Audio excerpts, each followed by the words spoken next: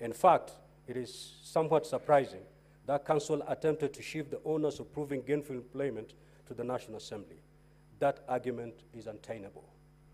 As to the ruling of the Senate that barred Honorable Osoro from appearing for the County Assembly of Kisii in the impeachment proceeding of the Deputy Governor of Kisii County Government, it is clear that what was objectionable was that Honorable Osoro was not only a member of Parliament for a constituency in the same county whose Deputy Governor's impeachment was an issue, but also a high-ranking member of the leadership of the National Assembly, and by extension, of the same Parliament before which the impeachment was being undertaken.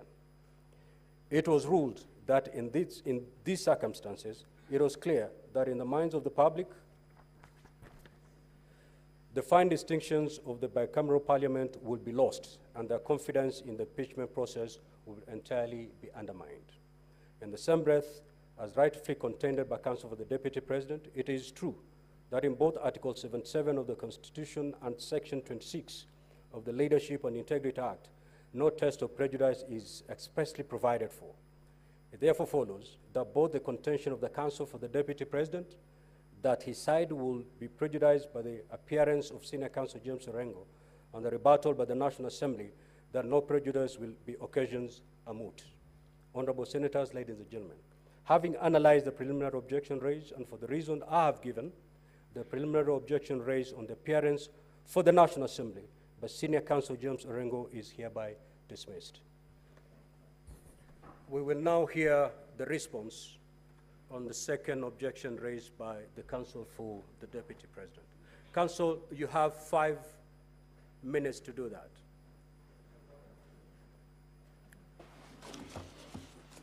Thank you very much, Mr. Speaker, sir. I'll endeavor to respond to the preliminary objection within the time allowed to us. Mr. Speaker, sir, the objection was premised on Rule 20 governing the proceedings that are currently before this House. The rule reads that in presenting its evidence, the Assembly shall not introduce any new evidence that was not a part of the allegations against the President by the National Assembly as forwarded by the Speaker to the National Assembly to the Speaker of the Senate. Mr. Speaker, sir, the context of this rule is important. A true reading of this rule would indicate or would mean that every material that was available before the National Assembly while deliberating the motion that was before it is what is contemplated to have been sent to the Speaker of the Senate. The question, therefore, that we'll be asking ourselves this afternoon is whether there is any new evidence that has been adduced by the National Assembly. Our answer to that, Mr. Speaker, sir, is an emphatic no. And why do we say no? We say no for the first reason that the reference to the letter forwarding the material that came from the National Assembly contained, amongst other items, paragraph 21, which spoke to a report of a public participation that was conducted by the National Assembly. Mr. Speaker, sir, that report was tabled on the floor of the House, was adopted by the House. Deliberations in relation to that report were made. Not a single objection arose. It certainly follows, therefore, that that material from public participation became a necessary part of the material that was considered before the National Assembly. To give it context, Mr. Speaker, sir, in addition to the material that was presented by the mover of the motion to the National Assembly, the honorable members of the National Assembly had their deliberations, which also captured in the Hansard. In that Hansard, material was introduced by way of questions, by way of contribution from the floor of the House. That material, too, forms part of the evidence of the proceedings before the National Assembly. It therefore is our submission that just in the same manner in which the Hansard from the National Assembly forms part of the report that was presented before you, The report on the public participation too is an important component of that report. There must have been a reason why that public participation was conducted. In our humble submission, Mr. Speaker, sir, the appropriate test that one would want to apply on whether or not to allow that material to be before this honorable House is the all-celebrated test of relevance. Mr. Speaker, sir, it should not be lost that sitting as this House is sitting this afternoon, it is a quasi-judicial proceeding. It is a proceeding that is also inquisitorial.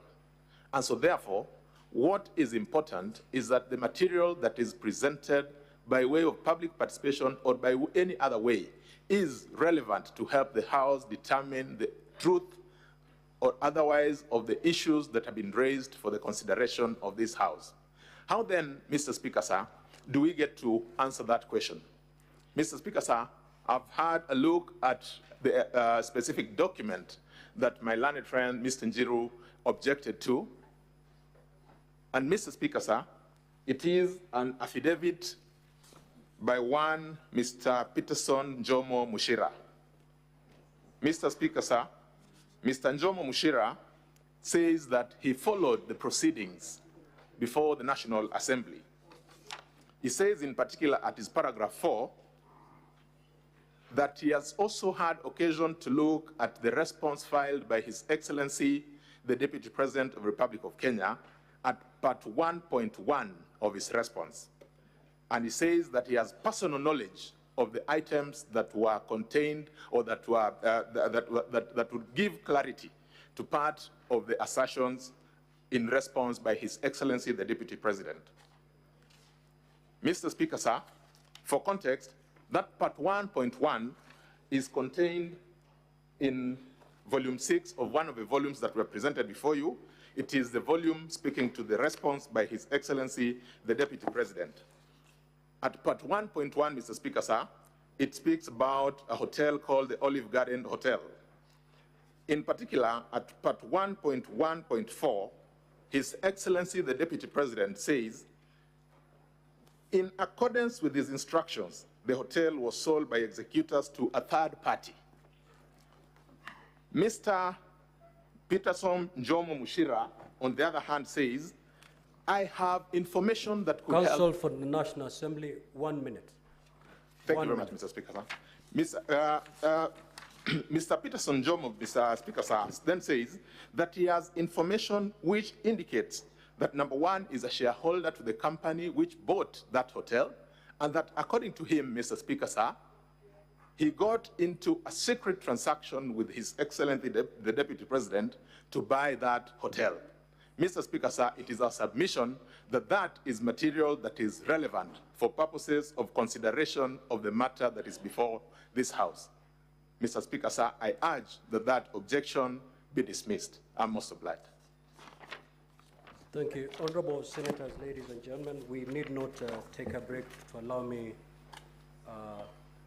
prepare my ruling. Just give me a minute. I put my thoughts together so that we make progress.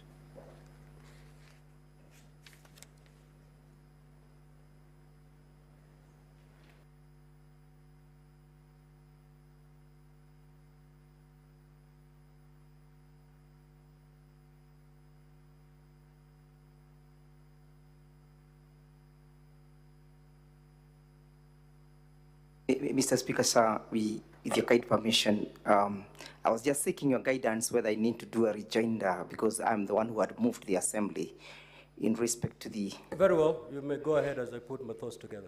Thank you very kindly, Mr. Speaker, sir. In response to what my learned friend has raised, the application or the objection had nothing to do with the public participation as cited. We simply raised an objection that goes to the roots of the ability to enjoy proceedings that will appear fair to all parties.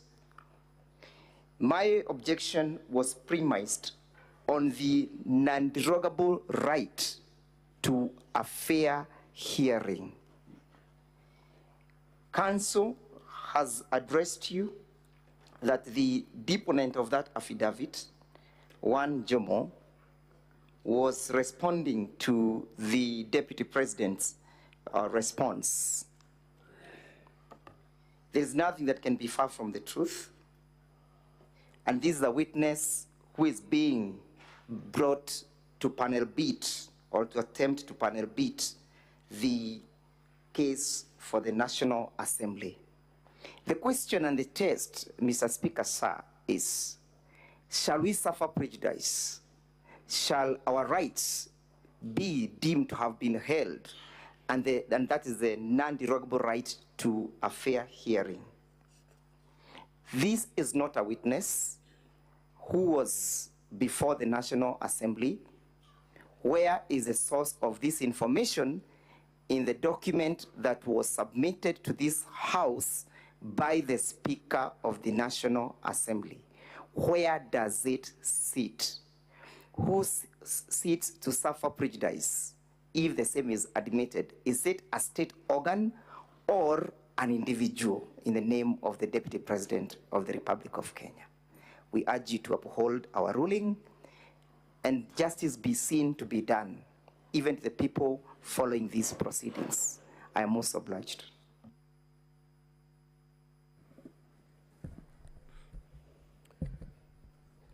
Now, Honorable Senators, the second preliminary objection raised by the Counsel for the Deputy President was that the following documents, which were submitted by the National Assembly on Monday, the 14th of October 2024, were not part of the bundle of documents of the National Assembly that was served on the Deputy President on Wednesday, the 9th of October 2024. These are an affidavit sworn by Mr. Peterson Jomo Mushira, and B, the document of the National Assembly marked as Volume 8A, responses from various government agencies. Counsel for the Deputy President stated that these documents prejudiced the Deputy President's case and amounted to a trial by ambush by the National Assembly. Counsel urged the Senate to bar the introduction of these two documents as they constitute new evidence in terms of Rule 20 of Part 1 of the second schedule to the Senate Standing Orders. Counsel for the National Assembly opposed the preliminary objection raised by the Counsel for the Deputy President. Honorable Senators, ladies and gentlemen, Rule 20 of Part 1 of the second schedule to the Senate Standing Orders provides, and I quote, "In presenting its evidence, the Assembly shall not introduce any new evidence that was not part of the allegations against the President by the National Assembly, as forwarded by the Speaker of the National Assembly to the Speaker of the Senate." As I indicated in my earlier communication, by a letter dated 8th of October 2024, I received a bundle of documents and records of proceedings in the National Assembly in this matter. Thereafter, on the 9th of October 2024, pursuant to Rule 6 and 7 of Part 1 of the second schedule to the Senate Standing Orders, the Office of the Clerk of the Senate sent invitations to appear to both parties. The parties were required, amongst other things, to specify any other evidence to be relied on this matter. I will repeat that. The parties were required, amongst other things, to specify any other evidence to be relied on in this matter. In response to this invitation, on Monday, 14th of October 2024, the National Assembly filed further documentation. Having analyzed the documentation submitted against the grounds for the proposed impeachment, I find that the documents objected to constitute evidence in support of the allegations already made in the impeachment motion as received from the National Assembly. It is noteworthy that the parties were instructed when sending responses to indicate any other evidence to be relied on. Accordingly, the documents being referred to do not constitute new evidence, but form evidence in support of an allegation which was already made. That is why Rules 6 and 7 of the Rules of Procedure permit the Senate to receive witness statements, list of witnesses to be invited by and any other evidence to buttress an allegation already made. What is not allowed is to introduce new allegations or to introduce any evidence that is extraneous to the allegations made in an impeachment motion. In the event, it is my considered view that the affidavit and document marked as Volume 8A being referred to fall within the permissible documents of our Rules of Procedure. I therefore rule that the objection is hereby dismissed. Now, Honorable Senators, Having dispensed with the preliminary matters in this particular hearing, we will now move to hear the, yes, Counsel for the National Assembly. Mr. Speaker, sir, with your very kind permission and indulgence, we as well, on the part of the National Assembly, had two quick preliminary issues which we wanted to draw your attention to, Mr. Speaker, sir. They are quick housekeeping issues. If you permit me just in 2 minutes, I may be able to draw them to your attention. Exactly 2 minutes. Most obliged, Mr. Speaker, sir. Mr. Speaker, sir, the first one is in relation to the bundle of documents that we have filed before this House to help it determine the matter that is before it. In particular, we have one of our documents, or one of our volumes, volume 4, as a document presented before this court, before this Honorable House. Mr. Speaker, sir, when we were perusing our documents earlier today, actually yesterday, we did realize that one of the documents in that volume 4, running from page 135 to 140, appears to have been inadvertently copied just on one part. In other words, in the course of a printing, we missed out the even numbers and just printed out the odd numbers.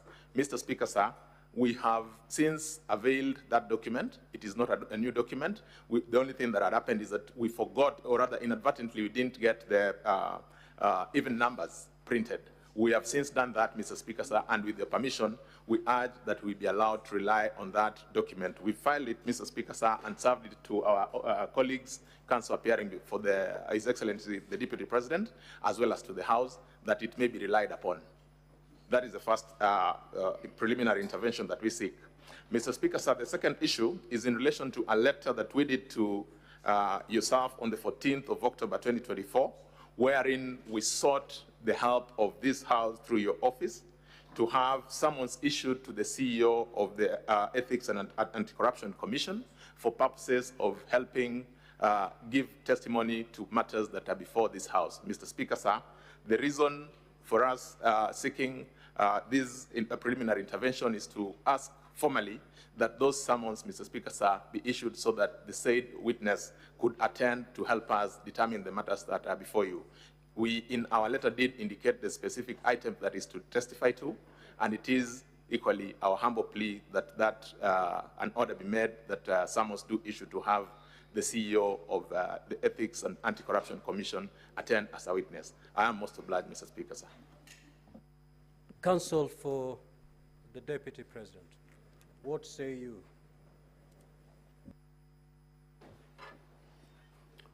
Mheshimiwa Speaker, Honorable Senators, with regard to the first request, which I understand to mean that when they were photocopying, some pages were left, we are going to examine that and see what was served on us and what those pages that are now being introduced contain. With regard to summons to ask individuals from the Anti-Corruption Commission to come and give evidence, Mheshimiwa Speaker, honorable members, we draw your attention to Article 50 of the Constitution, which is a fulcrum of a fair trial. And this honorable House is executing a quasi-judicial function of the most weighty nature regarding the removal from office of the Deputy President of the Republic of Kenya, elected by the people of Kenya. Nothing would be more prejudicial than to call witnesses whose statements or affidavits we have not seen. The whole purpose of affidavits and witness statements is to enable the other side, in this case, the Deputy President, to seek legal advice, to give instructions on how best to respond to it. And this Honorable House has fixed 2 days for this trial. And one of the issues we'll be raising is these allegations, and you are going to go through them, against the Deputy President suspicions, conclusions on matters that were never referred to DCI in Kiambu Road, who are trained to investigate these matters. Nothing was referred to the Anti-Corruption Commission or any of the other investigative agencies, including money laundering.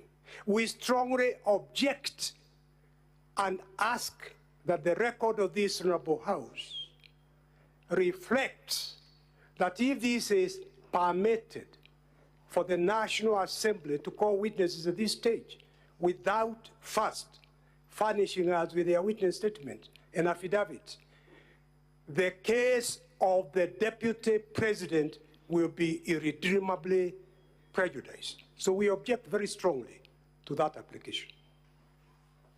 Counsel for National Assembly.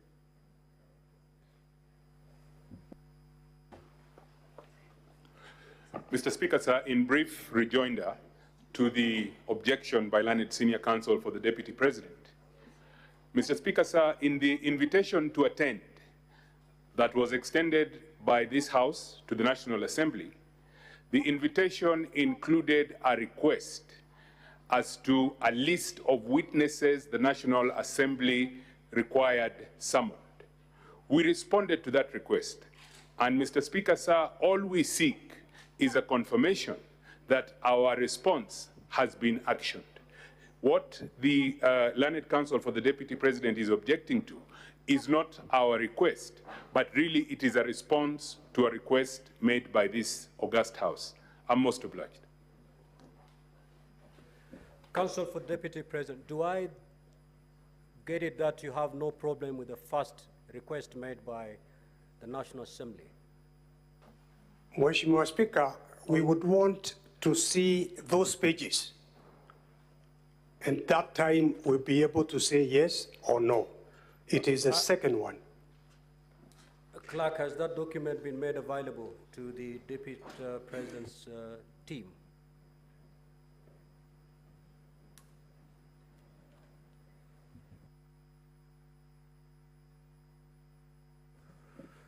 Kindly, in the next few seconds, make it available so that we make progress.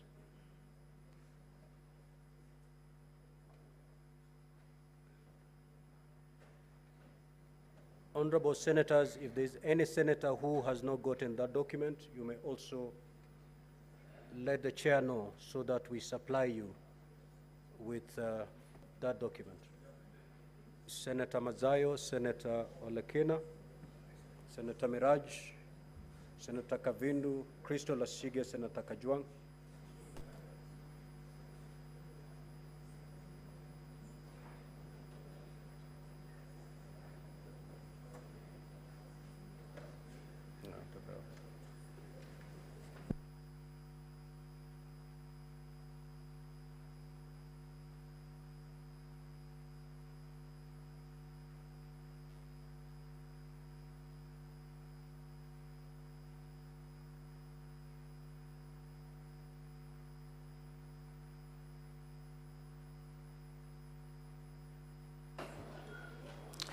Honorable Speaker, if I may, with your permission, just to highlight one point based on what my learned friends for the National Assembly have said. The letter they refer to is a letter dated the 14th of October 2024. It is addressed to the Honorable Speaker of the Senate by the Clerk of the National Assembly. The letter does not contain any information about any other witnesses being sought. It does not indicate that the Ethics and Anti-Corruption Commission will be asked to produce any other witness, affidavits, or documents. Thank you very much.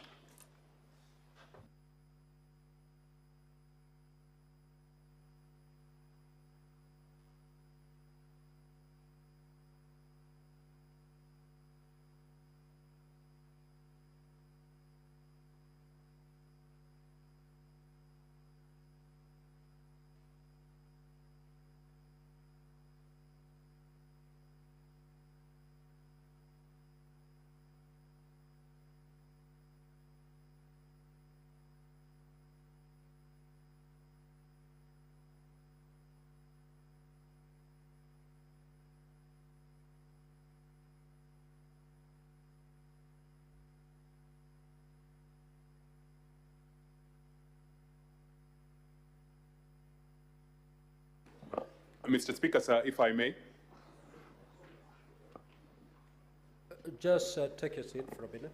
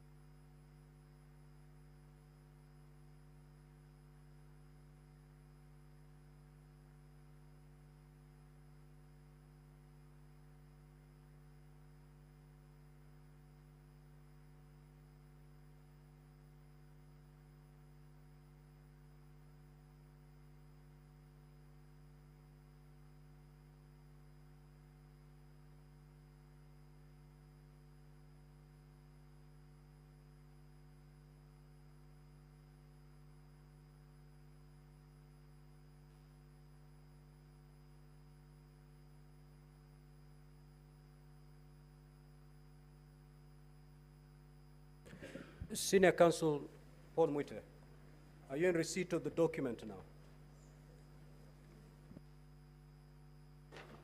Mheshimiwa Speaker, this document, we are seeing it for the first time now, 3-4 minutes ago. And it has got many, many pages, so we were quickly going through it.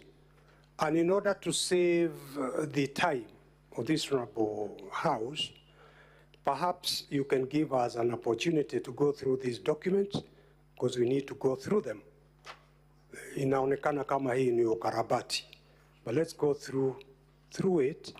Perhaps if you agree, Mheshimiwa Speaker, perhaps we can get on with the first prosecution witness giving evidence, and as soon as we've gone through this, then we shall come back to you, Mheshimiwa Speaker. Thank you for your wisdom, Senior Counsel. Now, the other name that has been raised is on the issue of summons to witnesses. Now, if you look at our rules of procedure, more particularly rule number 10, which provide as follows, that the Senate may, at the request of the National Assembly or the President, and in this particular matter, the Deputy President, invite or summon any person to appear and give evidence before the Senate. So the summons that have been sought are in line with the spirit of Rule 10 of our Rules of Procedure. You may attack the evidence when these particular witnesses who have been summoned, if their evidence introduces other allegations, then at that particular juncture, the legal team from the Deputy President, you may raise an issue, and I'll certainly hear you at that juncture.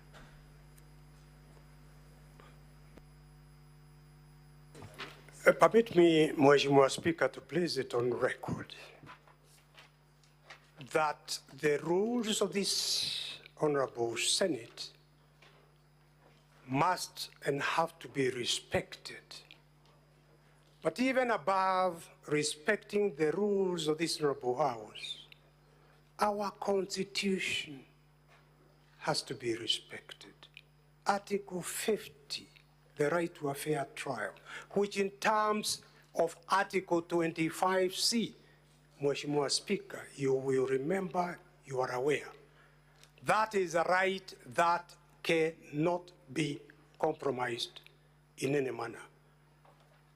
There has been no explanation why the EACC was never asked to investigate the allegations before they were tabled before the National Assembly and before a decision was taken, because the National Assembly cannot investigate criminal offenses.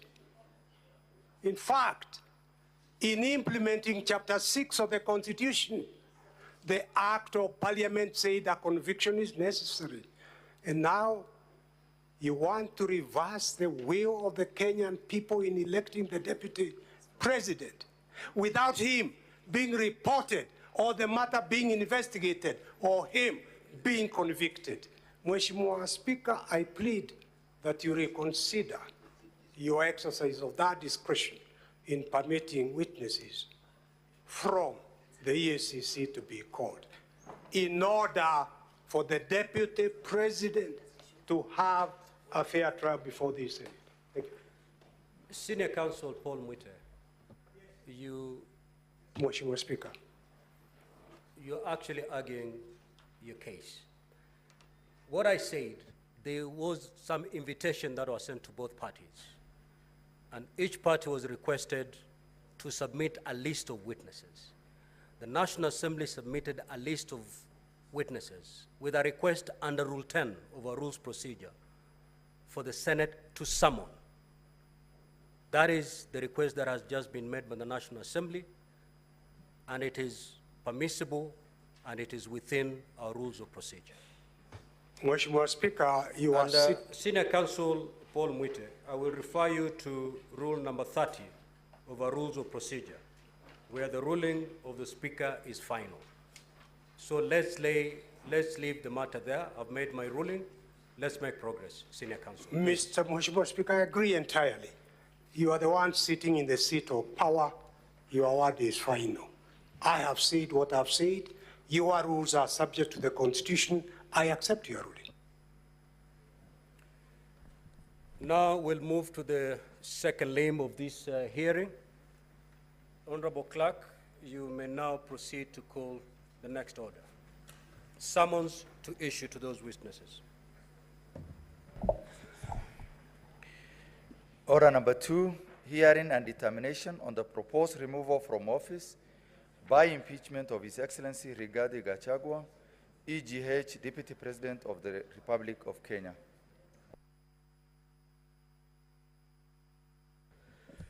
Now, honorable senators, ladies and gentlemen, we are going to move to the opening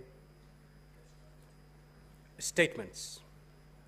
Each party will have exactly half an hour to make their opening statement, starting with the Counsel for the National Assembly. Your time starts running from now.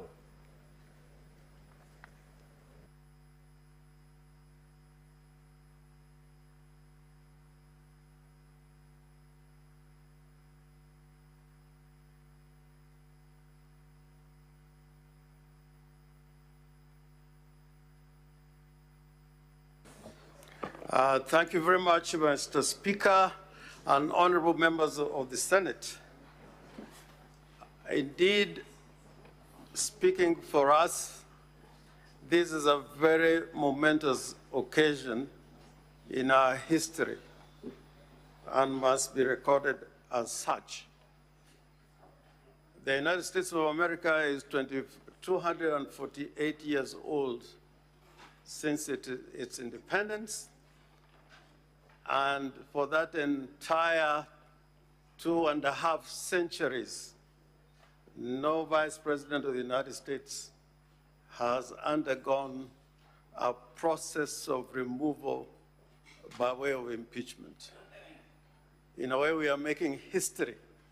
And for me, it is such an important occasion for the 13th Parliament and this Senate that it will go down in the annals of history that the first impeachment of a deputy president in the Republic of Kenya was undertaken by this particular Senate. And we come here with a lot of confidence that the Senate is not new to the process of impeachment as understood under our Constitution. Indeed, the Senate has handled so many impeachment proceedings in relation to the offices of governors and deputy governors. And more importantly, that this Senate has been a great contributor in establishing the jurisprudence revolving around the impeachment process in the Republic of Kenya. Many of the cases that have gone for determination in our system of courts, High Court, Court of Appeal, and the Supreme Court have involved the participation of the Senate. So as we address you today, we are not addressing a chamber that is dealing with a novel idea. Indeed, by dint of Article 10 of the Constitution, which requires all state organs and state officers to make any decisions or apply the law and the Constitution, they are required to apply the Constitution of the Republic of Kenya. That is by dint of Article 1, Article 10, Sub-Article 1. So it should not be lost to anybody that the application of the Constitution in decision-making is entirely in the province of the courts. This Senate, on this particular issue, you are seized of this matter. It is an exclusive jurisdiction that is granted to the Senate to undertake a trial for the impeachment and removal of a deputy governor or governor or deputy president or president. This is an exclusive jurisdiction that even the courts have spoken about many times. The courts can intervene in limited and justified occasions that merit their intervention. But it should never be lost that this is the trial court, if I may put it that way. And we also come here knowing that the Senate now is a repository of the law in regard to impeachment. All the cases involving the impeachment of governors and deputy governors that have gone to the courts have involved the participation of the Senate. So if ever we are to talk about a repository of the law regarding removal of state officers by way of impeachment, it is the Senate. And it should not be lost historically from comparative studies of various jurisdictions why this role in our constitutional design was left to the Senate. It was a decision by the framers of our Constitution that this should be an exclusive matter to be dealt by the Senate. Having said that, I was advised by the leadership of our National Assembly, who are clients, to read a certain passage from the Bible. I think I have a copy here.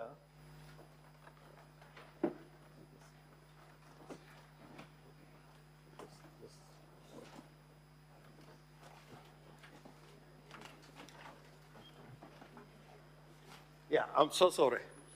I had to carry this particular Bible. I was so advised. And this is, I read the Bible a lot to myself.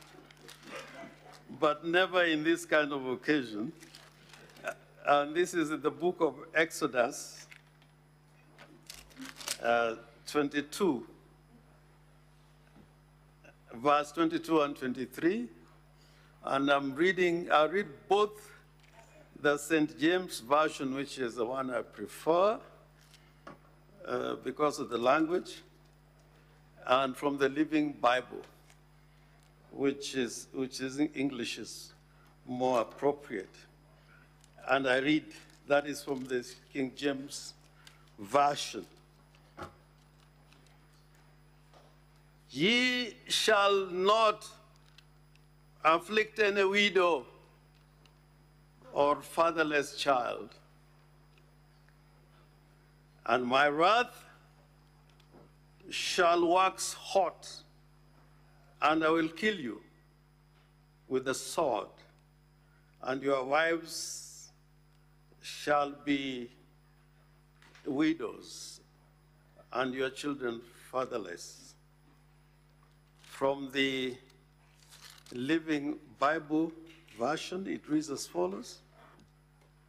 The language is a little bit more palatable. You must not oppress, or you must not exploit widows or orphans. If you do so in any way, and they cry to me for my help, I shall surely give it, and my anger shall flame out against you, and I will kill you with enemy armies, so that your wives will be widows and your children fatherless. This is the Lord of the Old Testament. Now, I will come back to this matter later, but for now, I want to walk a constitutional journey with the Senate in giving a panoramic view of what our constitutional order is in regard to the office of the president and the deputy president. Under the old constitution, we had no provisions that like the ones we have in this constitution. But this constitution, and I want to persuade the Honorable Senate, that it does not just address rights as contemplated in the Bill of Rights, but it also addresses fears. Fears out of a long struggle and experience of the people of Kenya. And in the Kenyan people having given themselves this constitution, they were addressing rights and fears, and more importantly, they wanted to establish a system of government that can work. And with that, I want to take the Senate to Article 75 of the Constitution, just to draw the attention of the House of the seriousness of the matter we are dealing with, which is provisions in relation to oath of office of state officers. 74. Before assuming office, before assuming a state office, acting in a state office, or performing any functions of the state office, a person shall take and subscribe the oath or affirmation of office in the manner and form prescribed by the third schedule or under an act of Parliament. Mr. Speaker, I want to take you to that schedule, and I want to draw a difference, a distinction between the oath of office that is administered to the president and the deputy president, as opposed to the other oaths that are taken by other state officers, including members of parliament. And there's a big distinction. And when it comes to the oath of the due execution of office for the president and that of the deputy president, which is found in the 3rd schedule of the Constitution, there are words there that I would plead to the Senate to consider in consideration to the matters which are raised in the motion of impeachment by the National Assembly and the charges as they've been read out here. Now, the motion, the oath for, or solemn affirmation for due execution of office for the Deputy President reads as follows.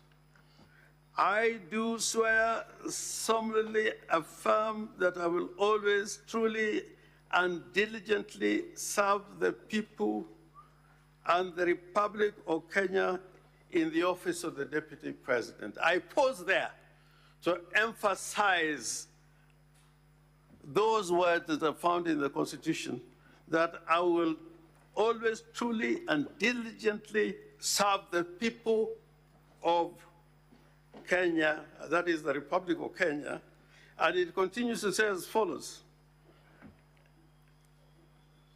that I will diligently discharge my duties and perform my functions in the said office to the best of my judgment, that I will at all times, when so required, faithfully and truly give my counsel and advice to the President of the Republic of Kenya, and that I will do justice to all without fear.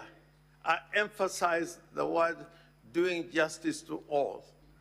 Those 3 words in the oaths and affirmations for due execution of office, which are found in the 3rd schedule, are not contained in similar words when it comes to the Speaker of the Senate, the Speaker of the National Assembly, the Chief Justice. It only applies to the Deputy President and the President. Why am I saying this? Because if you look at the Constitution in terms of the election of the President and and the Deputy President, you'll find that, Mr. Speaker, sir, that the President and the Deputy President are elected at constituencies. At constituencies. And in that election, they must receive a majority of votes in at least half the constituencies in the Republic of Kenya. What I'm trying to say, it has come out, and I say this with utmost respect, that the Deputy President who stands here on trial by the Senate would assume that he was elected to represent the interests of a certain region. Whereas the Constitution is clear, he's elected by the whole country. He's got no area to protect. Under the old Constitution, the President had to be elected from a constituency, a Vice President had to be elected from a constituency as a member of Parliament. This Constitution has no similar provisions. And now, when you come to the functions of the Deputy President, and I think this is extremely important in the kind of relationship that there should be between the President and the Deputy President, it says so in the following words, which I need to read for clarity in terms of the Deputy President. And those are found in Article 147, that he shall be the principal assistant, deputized for the President in execution of the President functions, and also he may be assigned duties by the President. The kind of symbiotic relationship that should exist between the President and the Deputy President is underlined in this Constitution. Now, it is uncontestable. And I think this is the issue that I want to deal with in some detail. It is uncontestable from the record that you have, even from the Deputy President, that the words he is accused to have uttered, where he alleges that Kenya is like a company existing of shareholders, that does not sit with the Constitution of the Republic of Kenya. Kenya is not a republic that is established on the basis of shareholding. It's a republic of citizens. So when a Deputy President talks about taking the interest of Watu Murima, for whatever that would mean, it is not in compliance with his constitutional remit. And the words are there. What he has said in public on this issue is very clear. The second issue is on the question of collective responsibility. You would find out from this constitution that in nearly all the important constitutional bodies established under the Constitution, the Deputy President is a member of those particular institutions or organs, like the National Security Council. So one would wonder where even the issue of the Director of Intelligence would be discussed in a public forum by the Deputy President when he is the second in command in the National Security Intelligence as established under the Constitution. So I would want, and I plead with the Senate, look at the utterances of the Deputy President vis-a-vis his role under the Constitution. And he has even said that where he has said certain things that are deemed to be insightful, that is protected speech. It cannot be protected speech under our Constitution, because under Article 33 of the Constitution, because of what we have undergone as a nation, Article 33, sub-article 2,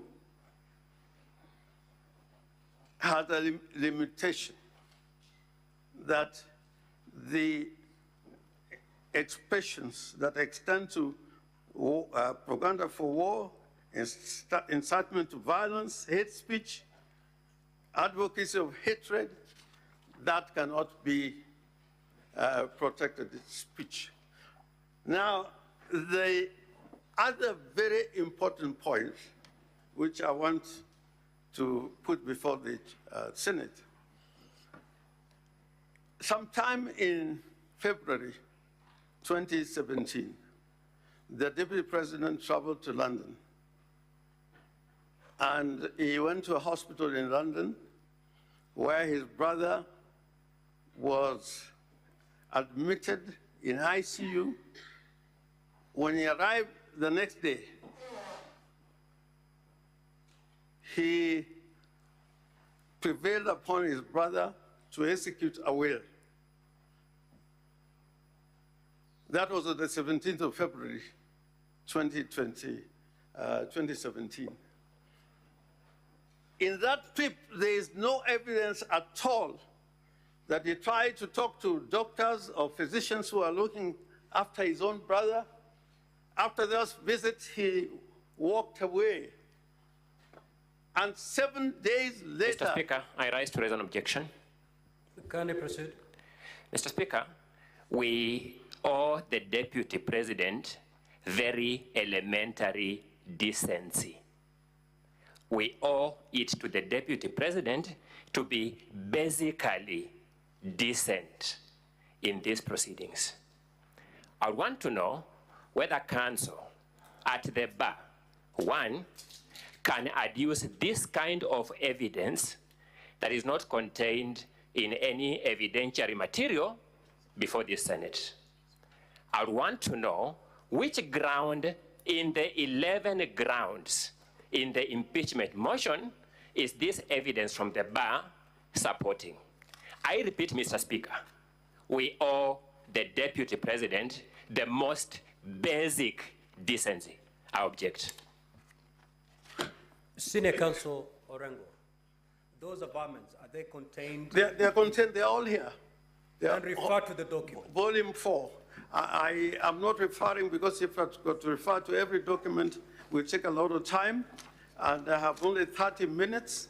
If you look at volume 4 of this document on public participation, from page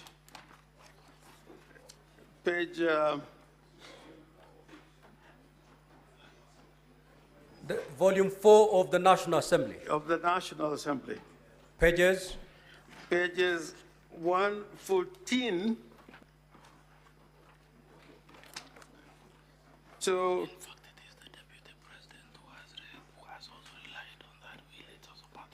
yes. And in fact, this page is also called Tend the Will, and the Deputy President is the one who is relying on this will.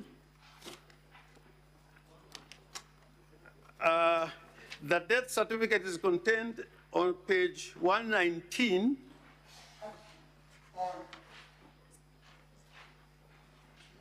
And it shows the only person who attended the deceased, the brother of the Deputy President at that time, was his daughter, was the only person present. And then there's the will, and in the documents on page 128, and this is why I was raising this matter. On page 128, there's a letter by Mr. Madenge and Mr. Njoroge Rigeru, who together with Mr. Rigathi Gachagua were the joint will executors. And they're complaining about the conduct and action of the Deputy President as an executor of the will and a family member of the late Rigathi Gachagua. On page 129, paragraph 8, there, and it says, from bank statements to this, for this account seen by us, you transferred some funds from these accounts to other persons as follows. On the date when Rigathi Gachagua died on the 24th, the Deputy President was already withdrawing money. On the day he died, and that day when he died, he was there only with his daughter. And then they say on the 19th of May, 2017, again, another money was withdrawn and paid to Mrs. Wamunyuro Investment Limited. This story, you will find it in the documentation. And part of it is what Mr. Njomo was saying. Counsel for Deputy President, just have your seat. When your time comes, you'll be able to make the rebuttals. Proceed, Senior Counsel. How many minutes do I have?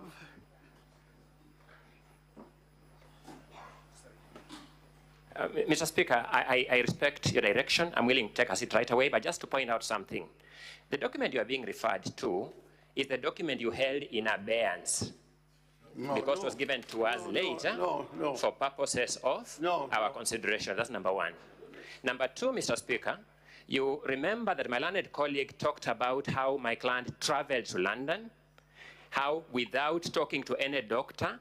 These are factual claims, Mr. Speaker, that are just coming from the bar. Mr. Speaker, number three, the opening statement speaks to the motion and the grounds in the motion. I beseech this House direct that parties restrict themselves to the motion and the grounds in the motion. The facts you are now being referred to have no basis in the motion and the grounds in the motion, unless Senior Counsel, His Excellency Governor Orengo, can draw your attention to any ground in the motion that those facts are not addressing. I repeat what I said earlier, Mr. Speaker. The ruling is yours. We owe it to the Deputy President and the integrity of our checks and balances institutions to maintain basic decency in these proceedings. I rest. In fact, Council, I cannot tell you how you're going to make your opening statements. If you're going outside the allegations, that's up to you. The senators are here listening, and they'll be able to make the necessary decision at the end of it. Now, Senior Counsel Orengo, there's an environment that you've made that the Deputy President of the Republic of Kenya, on a certain date that you indicated, traveled to London. Yes. The evidence is his sick brother. Yes. And on the side of the sickbed, he made his brother sign a will. Is that contained anywhere in the documents from the National Assembly? My Lord, Mr. Speaker, if you look at volume 4 from the pages that I indicated, right from page 113, it shows what flight he took, at what time, a British Airways flight on the 16th, and arrived in London on the 17th. The only business that comes out from that document and his documents is that he got a will signed, and there is no further evidence of his activities in London until 24th, when the only activity in which he didn't participate was to be present when his brother died in London. But all this I'm saying in relation to the allegations that we have against the Deputy President. Mr. Speaker, sir. Counsel, ordinarily, no objections are raised during the 30 minutes of the opening statement. Ordinarily. I have tried to accommodate, but now you're stretching my generosity a bit too far. Allow Senior Counsel Orengo to conclude. In your opening statement, you may choose to make a rejoinder. What I want to conclude is this. From what I've said, from the way his brother's account were raided, that was continued to the time when All Life Guidance was acquired for a sale by proxy of 412 million shillings. He bought property in Nyeri, the outspan and treetops for an amount exceeding 800 million shillings. And we're saying part of that money was not money coming from him, and evidence will show that he was raiding monies that truly belonged to the estate of his late brother to acquire property. If that is not an offense by law, these were proceeds of crime committed by the Deputy President to acquire property. And to drive this point home, the judgment by Justice Minor, which is also part of the record, where she made a determination, and that judgment stands, that the 200 million shillings that was found in an account with a financial institution in excess of 200 million shillings were proceeds of crime. And that 200 million shillings, again, the documentation here, if you look at it and we show it in evidence, was the same money that was used to acquire treetops and Aberdares as part of the money that his sons were able to use to acquire those properties. So we are saying that the acquisition of these properties came out of criminal conduct, and all the particulars of the criminal conduct is found in the documents that were presented before the Senate. Now, Mr. Speaker, I think that it is critical that we look at the authority of the office of the Deputy President vis-a-vis that of the President, the doctrine of collective responsibility. And I showed why the office of the Deputy President is so important in carrying certain functions so long as he lives to the true spirit of the Constitution.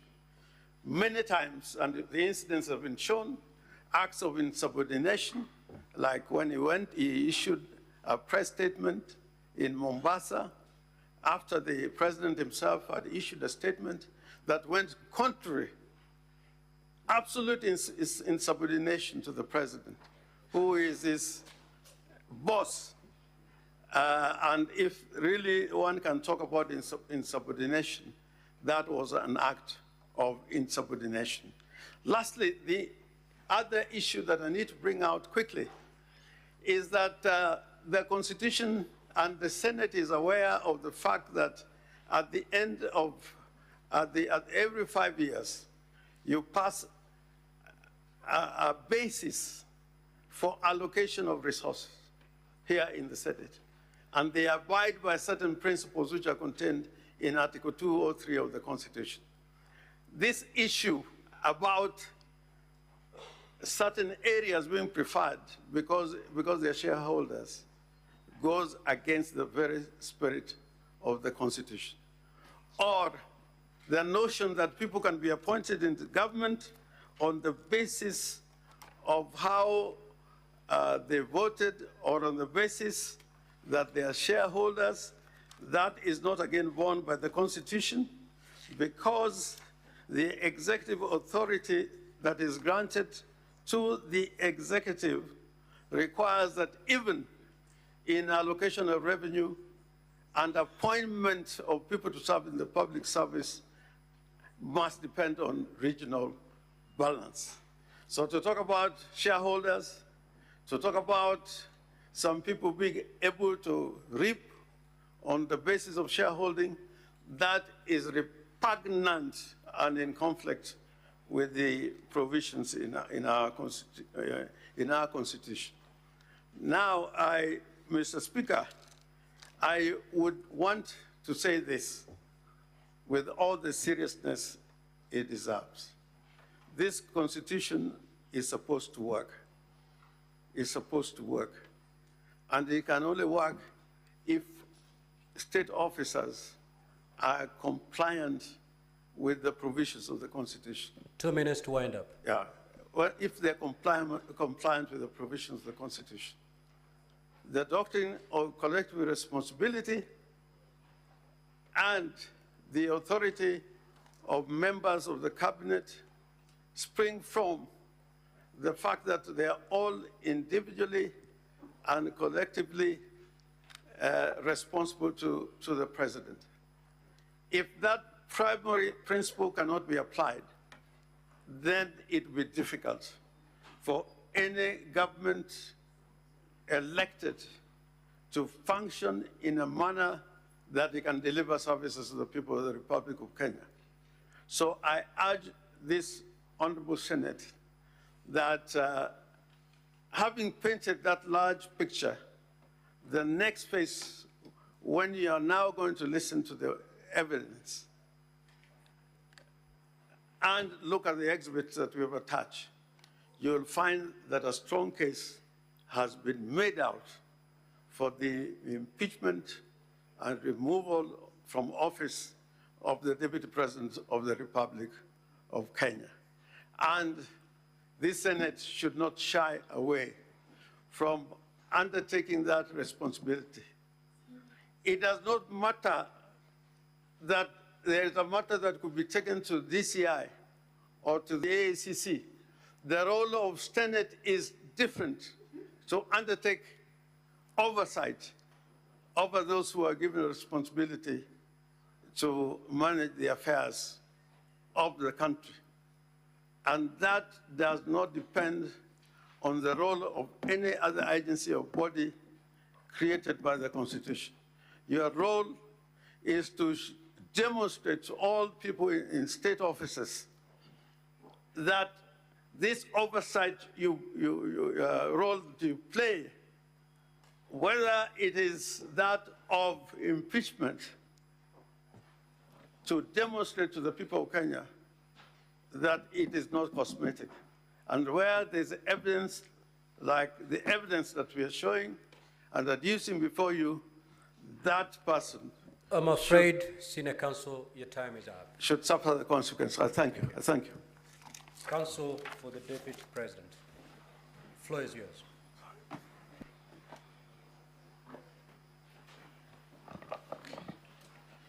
Thank you, Mr. Speaker, sir, and thank you, distinguished senators.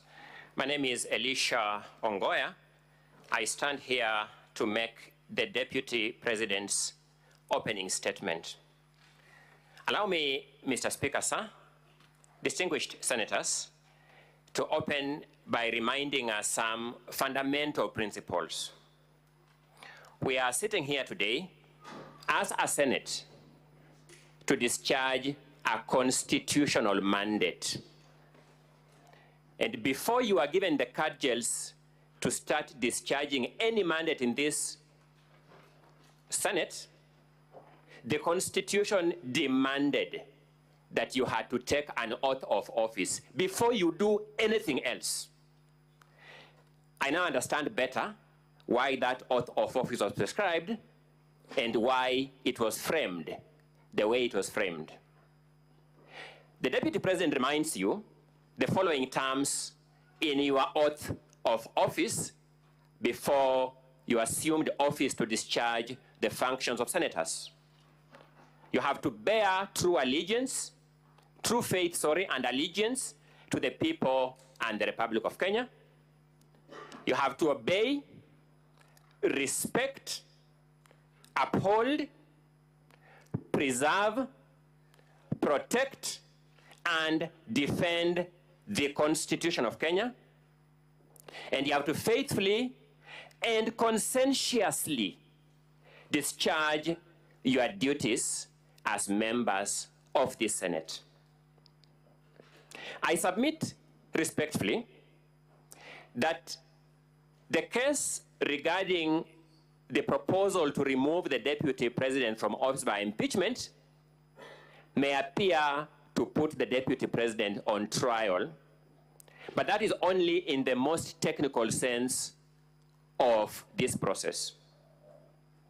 At a more significant level, what is on trial throughout these proceedings is the resilience and steadfastness of our Constitution, our constitutional institutions of checks and balances, and actually their capacity to withstand any form of waves and pressures. That is what is truly on trial.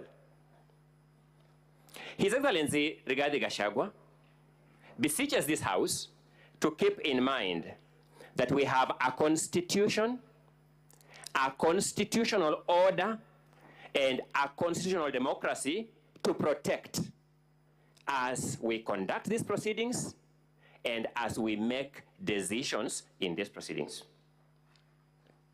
He asks you that at the end of this exercise, let our constitution, our constitutional democracy, and our constitutional order emerge stronger. Allow me to address this House on the defined standard for impeachment of the Deputy President. In a comparable decision by the Supreme Court of Kenya, the case of Honorable Mike Mbuvi Sonko versus the Clerk, County Assembly of Nairobi, and others, the Supreme Court observed as follows, and I quote, "It must, however, be stressed for the avoidance of doubt that the power of impeachment, removal, or recall is not one expected to be in constant or frequent exercise. It is only in the face of credible evidence of extraordinary wrongdoing that the conduct of a state officer will be investigated And even then, only upon sufficient proof of the allegations that the impeachment, removal, or recall would be warranted. Two questions we pose must constantly linger in your minds, distinguished senators, as you undertake the assignment now before you. Question number one, we beseech you to bear in mind the question, is there credible evidence of extraordinary wrongdoing on the part of His Excellency Honorable Rigathi Gachagua before you? Number two, is there sufficient proof of the allegations leveled against His Excellency Rigathi Gachagua?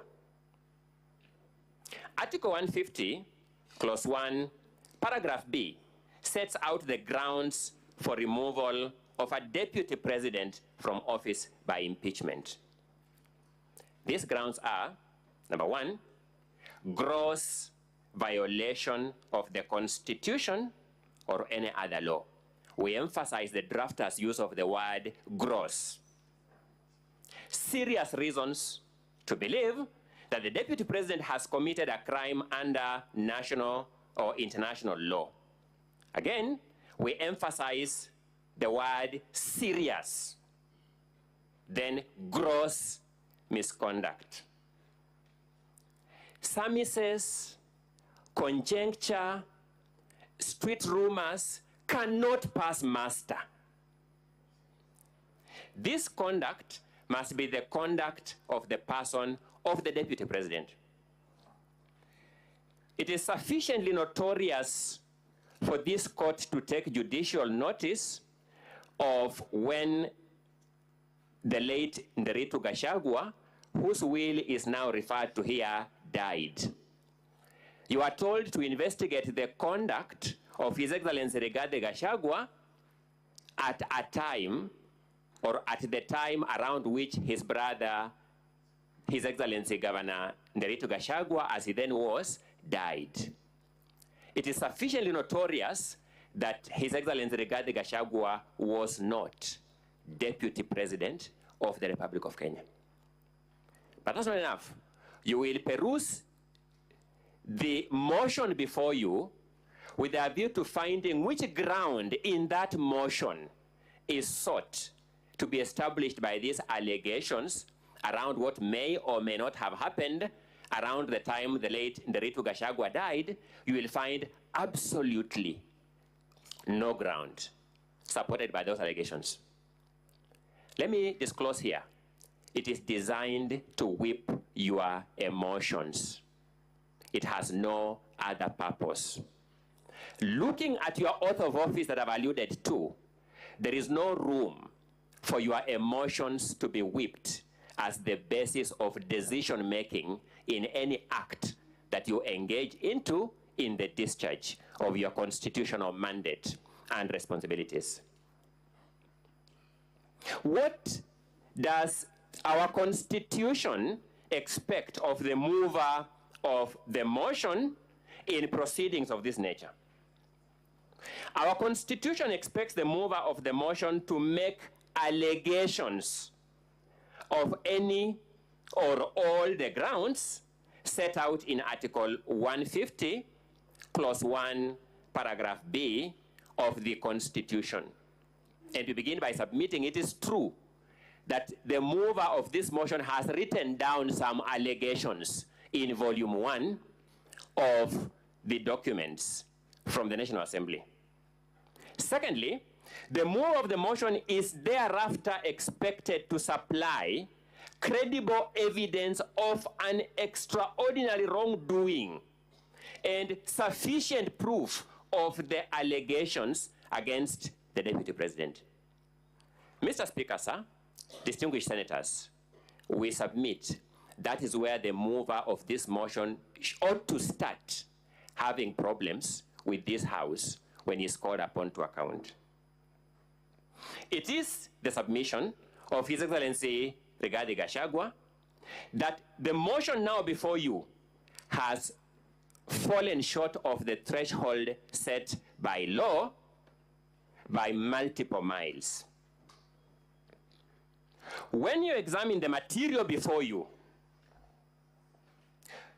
you will discover that it will oscillate between the following categories of stages. One, you will have material before you that is just plainly false. Then from falsehood, it will go to the ridiculous ones, and I'll demonstrate that shortly. There'll be ridiculous claims here. Then finally, it will end up into embarrassing claims. Allow me, in the few minutes I have, to just do a sneak preview of some of these claims so that we have an overview of the case that is before you. At paragraph 74B of the first volume, which is the impeachment motion, you will find an allegation of this nature, that His Excellency Rigathi Gachagua has influenced his family members, allies, associates, and proxies to take control of a local cooperative society in Madeira, which they are financially hemorrhaging. Number one, no name of any family member is supplied in the allegation or in any of the evidentiary documents before you. No name of any ally is supplied in the motion or in any of the documents before you. No name of any associate is supplied, even a false name, none, is supplied in the motion and in the documents before you. No name of any proxy is supplied in the motion or in any of the documents before you. The name of the alleged circle is not identified. You can imagine, Mr. Speaker, sir, distinguished senators, being called to defend yourself on a claim that you have taken over through your associates a circle that we don't know. Told, now come and defend yourself. I began by saying some of these claims are either ridiculous or embarrassing. Secondly, at paragraph 74A, you'll be told that His Excellency has connived with cartels in the tea sector to block the Kenya Tea Development Agency from implementing guaranteed minimum returns that would benefit tea farmers. No statement, no affidavit, no correspondence from any official of the Kenya Tea Development Agency is before you. No complaint to any agency, no complaint to this parliament by any official of the Kenya Tea Development Agency is before you. It's just a claim which the mover of this motion said before the National Assembly, and surprisingly, to those of us who have some residual faith in our institution, he told the National Assembly, just believe my word for what it is. And when we thought that was a joke, we got a joke lifted a notch higher. The National Assembly actually just believed his word for what it is. No evidence. Nothing in the affidavits before you addresses anything about the Kenya Tea Development Agency. Nothing in the 5 affidavits before you. Let's progress, good people. Paragraph 72 of the motion before you states that His Excellency has persistently undermined, demeaned, and committed insubordination instead of assisting the President. And let's face it, Mr. Speaker, sir, distinguished senators, if you accuse somebody of insubordination, the only person who can complain of being insubordinated is the supervisor. No statement from the President, no affidavit from the President, even no witness summons to the President has been sought here to call him to complain he has been insubordinated. The Deputy President, when he received this motion, wrote to the Secretary to the Cabinet requesting to be supplied by all assignments given to him by the President and any that he has not delivered. To date, as we stand here, we have not received a response to that letter. And yet we shall be told, just believe the mover of this motion, the member of parliament for Kibwezi West constituency, that when he is oscillating between the National Assembly and Kibwezi West to serve his people, he knows better than the supervisor of the Deputy President that the Deputy President has insubordinated his boss. I began by observing They will move from the false through the ridiculous to the embarrassing, and these are the claims before you. At paragraph 64, paragraph A of the impeachment motion, you will be told that His Excellency, the Deputy President, said that he would present a petition for the removal of Justice Esther Maina from office, which he has not done to date. Mr. Speaker, sir, my eyes are normally problematic, so I will not know the time allocation. 15 minutes. Thank you so much, Mr. Speaker, sir. The claim is that His Excellency publicly said that he would present a petition for the removal of Justice Esther Maina from office, which he has not done to date. That's the complaint.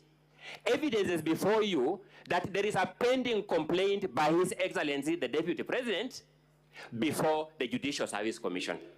So the mover of this motion first has perjured himself in his affidavit by saying that each of these facts are correct, when this fact is false, by evidence available.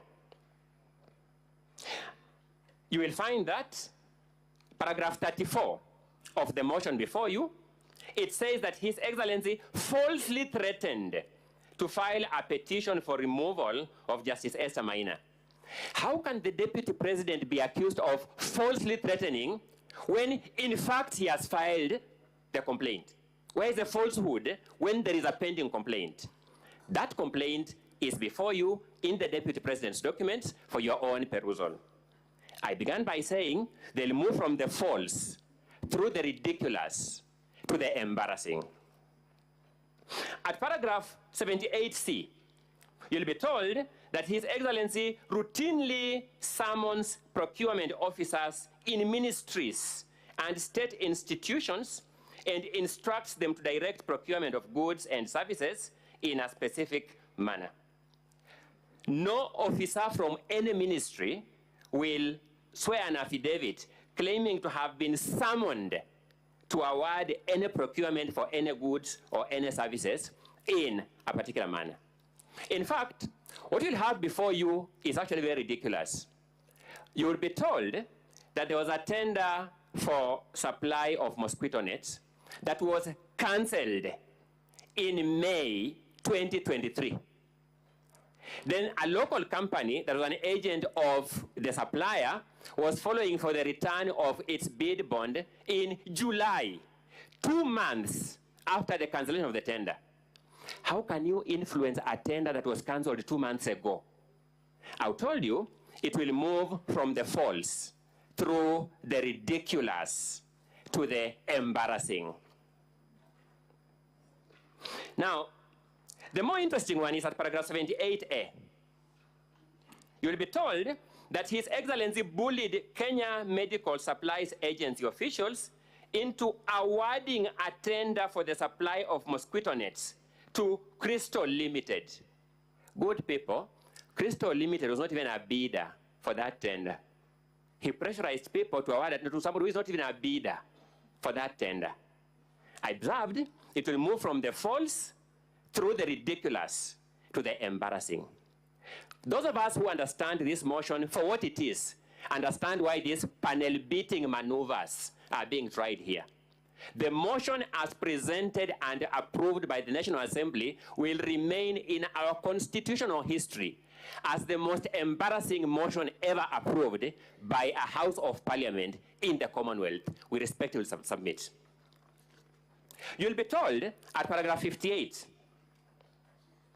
that His Excellency is reasonably suspected to be the principal beneficiary of what are called dubious transactions by Lusona Events Limited. You will then go to the allegations on Lusona Events Limited, and you want to see those transactions, how are they terminating to the Deputy President? You'll not come across any connection. They'll just say, a director of this company withdrew some money from his own company. The Deputy President is a director. None of his family members are director. That person withdrew money from his company, bought a motor vehicle in his own name. The mover will say, I'm therefore drawing a reasonable conclusion that the Deputy President is the beneficiary of this. Good people, the word reasonable has meaning known to law. I submit very respectfully that this falls short of the definition of the word reasonable suspicion. I submit it actually gravitates towards unreasonable suspicion. Now let's look at this. You'll be told that His Excellency has acquired 40 acres of land in Kakuret, Kamburaini in Nyeri. Evidence before you will show that this is land that the Deputy President, in fact, bought from a current member of the National Assembly. So he knows that member. In 2015, before he even joined state office as a member of parliament, you are told that the purchase of this land in 2015 shows that in the last 2 years, the Deputy President has amassed immense wealth. I began by saying, let's be elementarily decent. One of the most frustrating things about preparing for such a hopelessly conceptualized, hopelessly crafted, and hopelessly presented case is that you begin doubting yourself because you begin wondering, what am I not seeing? Land bought from a sitting member of the National Assembly in the year 2015 is supposed to be evidence that in the last 2 years, His Excellency Rigathi Gachagua has amassed immense wealth from the office of the President to acquire that property. Now, let's look at paragraph 45G. You'll be told that His Excellency has acquired 80 acres of land in Meru County. No land registration number is provided. Not even an affidavit of a neighbor who says, I know yes, this land is my neighbor. Just an allegation by the mover of this motion like that. And the Swahili say, ukistajabu ya Musa utaona Firauni. This mover of this motion stood before the National Assembly and said, just believe me for this statement as it is. The first joke. The second joke, the National Assembly actually believed him and approved the motion. You'll be told that paragraph 45H, that His Excellency has acquired a dairy farm in Nyandarua County. Now, I guess we all have a common understanding of what a dairy farm is. His Excellency has no dairy farm in Nyandarua County. The move of this motion does not give us any evidence of this dairy farm in Nyandarua County. You'll be told that His Excellency has used the office of the Deputy President to corruptly influence unnecessary and expensive renovation of his official residence in Karen and Mombasa. What will shock you is this, good people. The contract for the renovation of the official residence of the Deputy President was signed by the controller of State House. Unless the move of this motion wants to make a claim that the Deputy President conspired with the State House to have this contract executed. Number two, it will be known to all of us as members of Parliament that the money for renovation of this official residence was approved by the National Assembly. Is the National Assembly conceding that it approved money for unnecessary expenditure by government? How can the National Assembly approve money for use for renovation of the residence of the Deputy President, then after that money is used for the intended purpose, the renovation of the official residence of the President, now drag the Deputy President for impeachment for the reason of that renovation? I said it will move through the ridiculous to the embarrassing. You'll be told that the Deputy President has a helicopter landing facility at his land, Ruguru, Kiamariga, 1223 in Madeira. The Deputy President simply has no helicopter landing pad on that farm, a small parcel of land with napier grass, unless the mover of this motion can now convince us that new technology has emerged, that napier grass is the constructing material for landing pads for aircrafts. That's the only way it can make sense. But because it doesn't make sense, good people, you'll agree with me, it moves from the false through the ridiculous to the embarrassing. Now let's deal with it. You'll be told the deputy president has amassed a wealth portfolio amounting to 5.2 billion shillings. Elementarily, we must then look at the particularization. Tell us which one is what plus which one is what plus which one is what to amount to this 5.2 billion. This figure, the origin, is only known to the mover of this motion. There is nothing on the body of the motion. There is nothing in the documents attached to the motion. There is nothing in the video clips to be played by the mover of this motion that tells us mathematically how he arrived at this figure of 5.2 billion shillings. Then when the charges were read, distinguished senators, you had some 22 companies being read one by one. Thank you. 22 companies. A number of things will surprise you.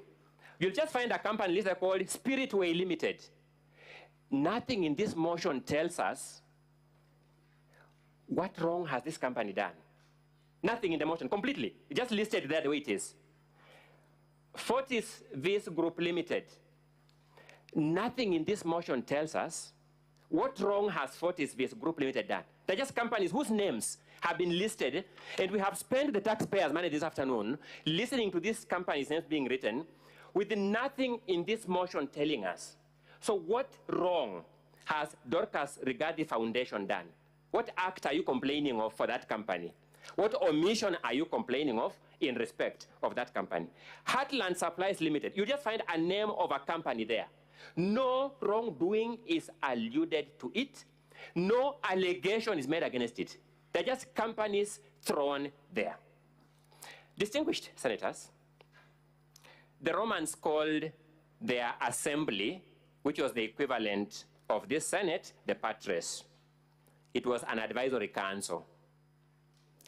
That name was derived from an old Latin word meaning father.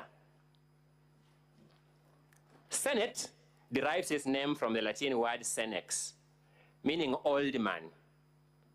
All these words are supposed to address the sagacious, the state of wisdom of the Senate. If this Senate lives true to its historical origin as the patres, if this Senate lives true to its Latin origins as the senex, the old man, the wise man, it will see through these lies, it will see through this ridiculousness, it will see through these embarrassing statements. If time were to permit, I will take you through other allegations that meet the same test of falsehood, ridiculousness, and embarrassment. Fortunately for us, the rules of procedure permit us to cross-examine the move of this motion and the respective witnesses as a way of bringing forth these lies much more clearly. We shall do that when the time presents itself. At the end of it all, we shall beseech you to do two things: to be true to your oath of office as senators, to be true to your oath of office as senators, to pour through this evidence, to listen keenly to this evidence, to make a decision premised on the evidence as tested here in cross-examination. And if you do that, we have no doubt in our mind, you will reach the same conclusion that what has been presented before you as a most consequential motion, perhaps in our lifetime, is false, is ridiculous, is embarrassing. I rest the governor's opening statement. That is the Deputy President Council. It's not the governor. My apologies, Mr. Speaker. I have been here multiple times on governance, and I think that is what was reigning in my mind. I rest the Deputy President's opening statement. My apologies for that. Very well. Now, honorable senators, will now move to hear the case of the National Assembly. Now, the National Assembly has 3 hours to present its case, meaning all the witnesses Evidence in chief, cross-examination will be given 2 hours. The legal team for the Deputy President, you'll have 2 hours to cross-examine the witnesses as presented by the National Assembly. Clerk, you may now usher in the first witness of the National Assembly.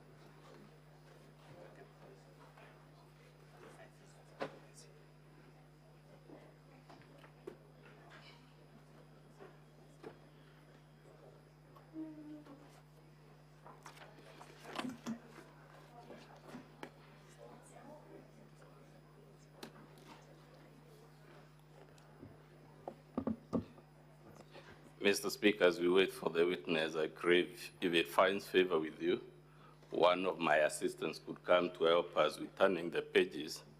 I reckon that way we would move much faster. He's called Boniface Mawira. He should be perhaps in the gallery. That's a valid request. You may proceed.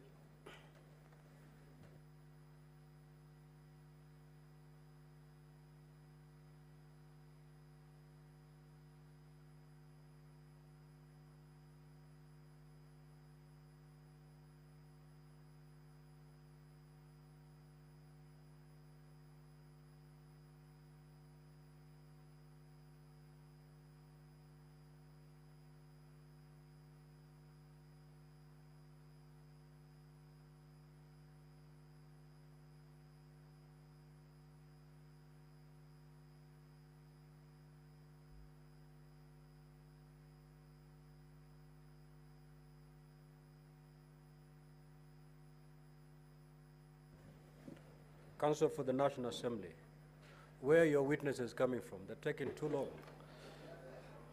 I think they must be in room 4, Honorable Speaker. Our first witness is the Honorable Ekomas Mwingi Mutuse, who was the mover of the motion.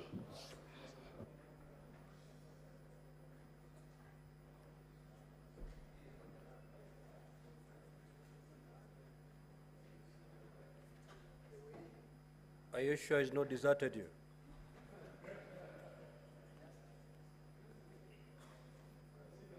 It is always a risk in this type of business, Honorable Speaker, but I'm sure he's around.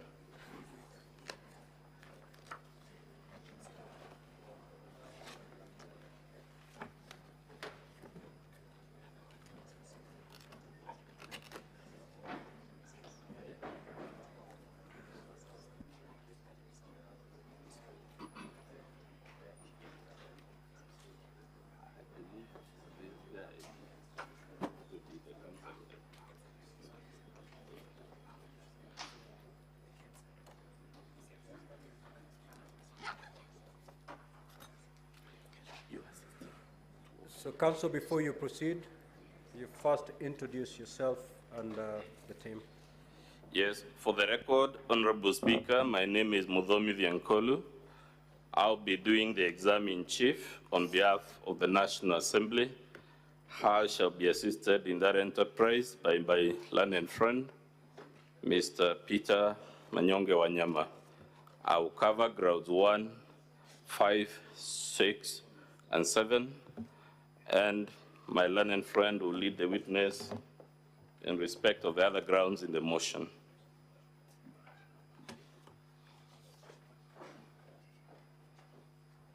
May the witness take the oath. I, Mwengi Mutuse, do solemnly swear that the evidence that I shall give before the Senate in respect of the matters before the Senate shall be the truth, the whole truth, and nothing but the truth. So help me God. Your 3 hours starts running from now. So, good afternoon, sir. Again, just for the record, confirm your name and what you do for a living. Mr. Speaker, honorable senators, my name is Mwengi Mutusa. I'm the member of parliament for Kibwezi West constituency, and I was the mover of the instant motion that is before your consideration in the National Assembly. I am also an advocate of the High Court of Kenya by profession. So, great. Let's go straight to the motion due to the constraints of time. Honorable Speaker, the motion is in volume 1 of the Assembly's bundle of documents. And allegation number 1 runs from pages 3 to 10 of volume 1. So, without much ado, Honorable Mutuse, let's go to allegation number 1 of your impeachment motion. Can you tell the Senate in very condensed summary what is the grievance you have raised against His Excellency the Deputy President? Honorable Speaker, honorable senators, on our ground 1 allegation against the Deputy President is that he has violated various articles of the Constitution that we have listed, being Article 10.2a, 10.2b, Article and C, Article 27, Article 73.1a, Article 732b, 75.1c, Article 129, as well as Article 147.1 as read together with Article 131.2c and b. And basically, what we are saying is that the Deputy President in the last 2 years has been in various places within the Republic of Kenya and has been publicizing a notion that Kenya is a company that is owned by shareholders, and only those who have shares in the company called Kenya, according to him, will benefit in terms of development and service delivery from the Republic. And it is our contention that Kenya is not a company. Kenya is a republic that is supposed to serve all Kenyans. And the particular articles of the Constitution that we have cited because of time also speak to the functions of the Deputy President being able to promote national unity and the country, citizens of Kenya being able to receive services and development from the government, including appointments, without discrimination. So that is in short. Let's quickly go through some of those provisions. If you could be shown the preamble to our Constitution, what does the third paragraph say? Mr. Speaker, honorable senators, the preamble to our Constitution, and I read the third paragraph, proud of our ethnic, cultural, and religious diversity. Underline ethnic, cultural, and religious diversity, and determined to live in peace and unity as one indivisible sovereign nation. One indivisible sovereign nation. We'll come to the evidence you have adduced to support this shortly, but are the utterances you complain about consistent with that constitutional provision? Definitely not at all. Let's go quickly to Article 10. What does it say? Article 10.1. The national values and principles of governance in this article bind all state organs, state officers, public officers, and all persons whenever any of them, A, applies or interprets this Constitution, B, enacts, applies, or interprets any law, or C, makes or implements public policy decisions. But, honorable member, someone would say these are just utterances and we surely can't remove a deputy president from office because he has a loose tongue or something like that. What is the problem with these utterances in the context of our history as the Republic of Kenya? Number one, the constitutional context is that they bind all state officers and the deputy president is a state officer. So there are no two ways. You cannot choose the laws to obey and which not to obey. But number two, we have also had an history in our country. All of us would remember that we had clashes in Likoni in 1992 where populations were displaced. We had problems in Molo, every other cycle of election cycle, 1992, 1997. Even most recently, the country almost torn apart during the post-election violence of 2007 and 2008. There are examples within the region. Rwanda, Burundi is still struggling. As we speak today, Congo is fighting. Across the globe, Yugoslavia, there has been problems, Bosnia, all these countries. And they all began from utterances of this nature. So is it your testimony, therefore, that utterances of the type we're about to see are a threat to the very existence of Kenya as a republic? Indeed, that is my testimony. Is our lived history consistent with the submission that those are not utterances that should emanate from the Deputy President of the Republic? Not just the Deputy President of the Republic, but not from any citizen of the Republic. But Honorable Mutuse, have you placed any evidence? You say the Deputy President has been doing this for 2 years. Have you placed any material to prove this allegation? Yes. We have placed videos, evidence in the form of videos that have been recorded in meetings where the Deputy President has been attending, being video 1, video 2, video 3, video 4, video 8, and video 11, which contain utterances of the Deputy President in that regard. Mr. Speaker, I request we play video number 1 from the National Assembly set of videos.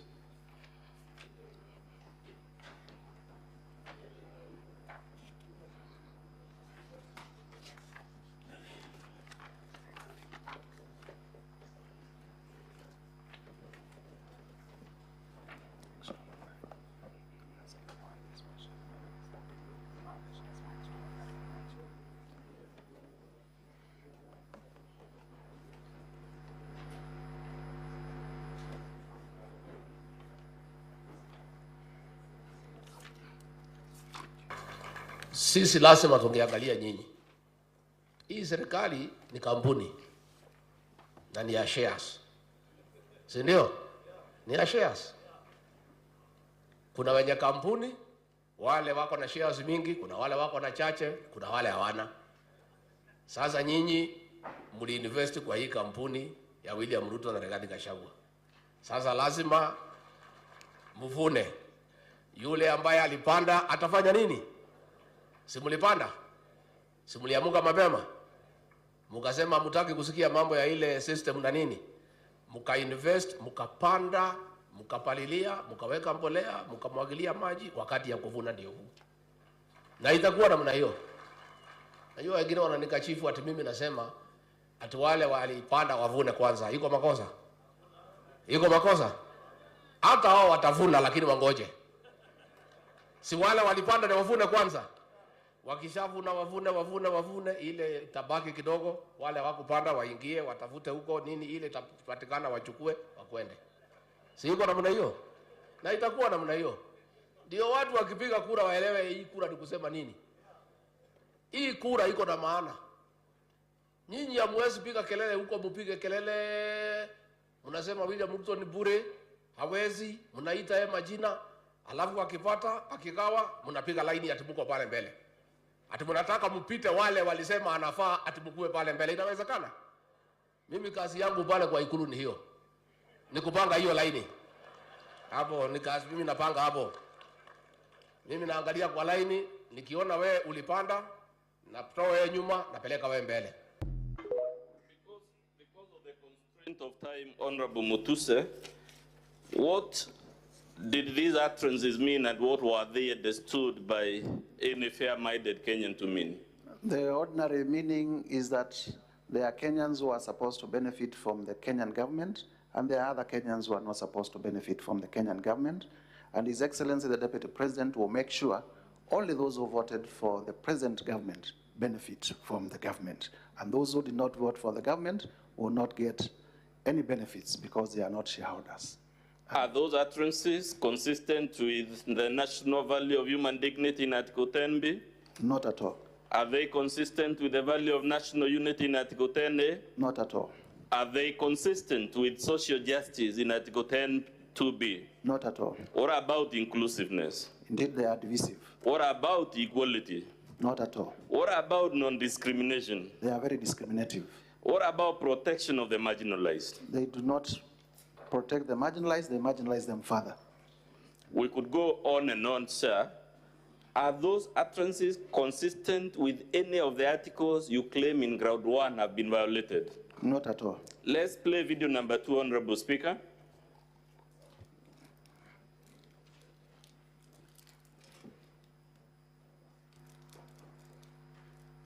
President Rigathi Gachagua again brought up the political shareholding narrative, saying the Kenya Kwanza administration will prioritize Kenyans who voted for it in the distribution of government employment slots and development projects.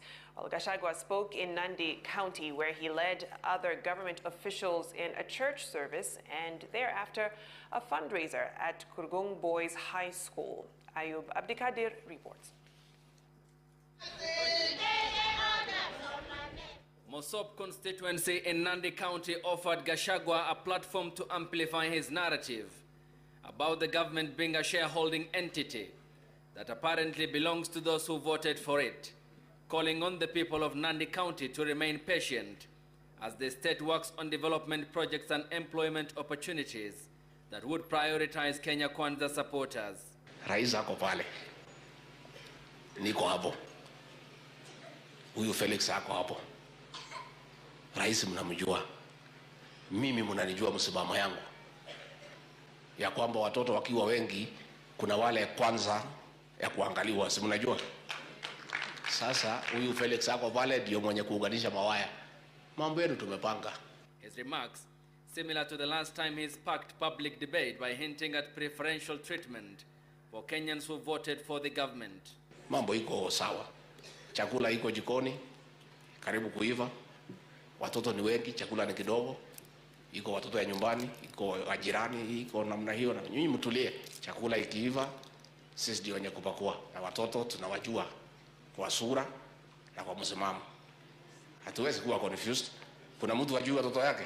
The deputy president who led other Kenya Kwanza leaders for a church service and thereafter a fundraiser at Kurgung Boys High School also outlined measures. Let's play, in the interest of time, Mr. Speaker, I want to play all of them, then I'll put the questions. Let's hear video number 3, I believe.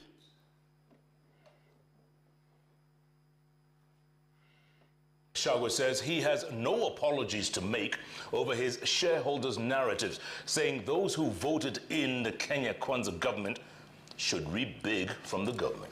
Well, Gachagua, who was speaking in Nandi County, where he led a fundraiser towards the construction of the ACK Plaza in Kapsabet town, also dismissed claims that there are differences between himself and President William Ruto.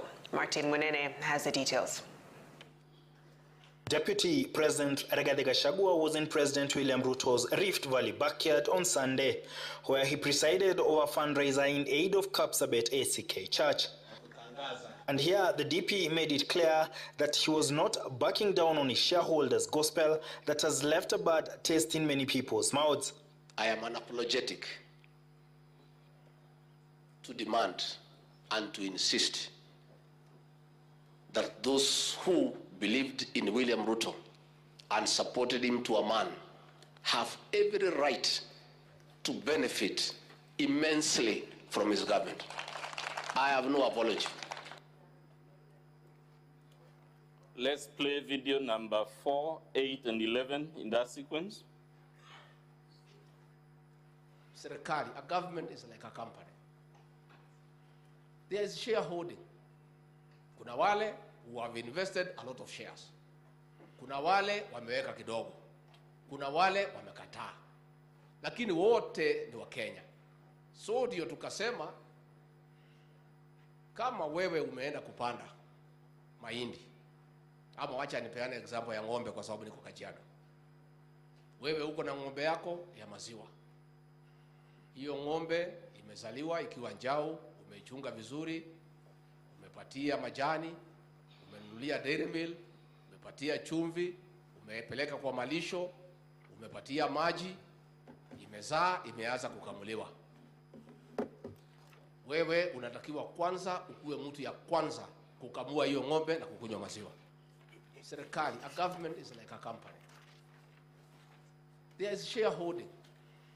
Kuna wale who have invested a lot of shares. Kuna wale wameweka kidogo. Kuna wale wamekataa. Lakini wote ni wa Kenya. So ndio tukasema kama wewe umeenda kupanda mahindi, ama wacha nipeane example ya ng'ombe kwa sababu niko Kajiado. Wewe uko na ng'ombe yako ya maziwa. Hiyo ng'ombe imezaliwa ikiwa njao.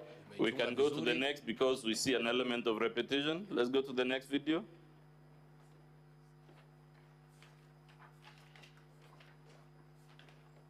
Mimi nilisema pale Kericho watu ya Azimio wakanipigia kelele. Nikasema Kenya hii kila mtu afanyiwe kazi. Kwa sababu kila mtu analipa kodi. Na hao wabunge wakiongozwa na Kimani Ichung'wa wako pale bunge. Wagawe pesa kwa kila mtu Kenya. Na hivyo ndivyo inaendelea.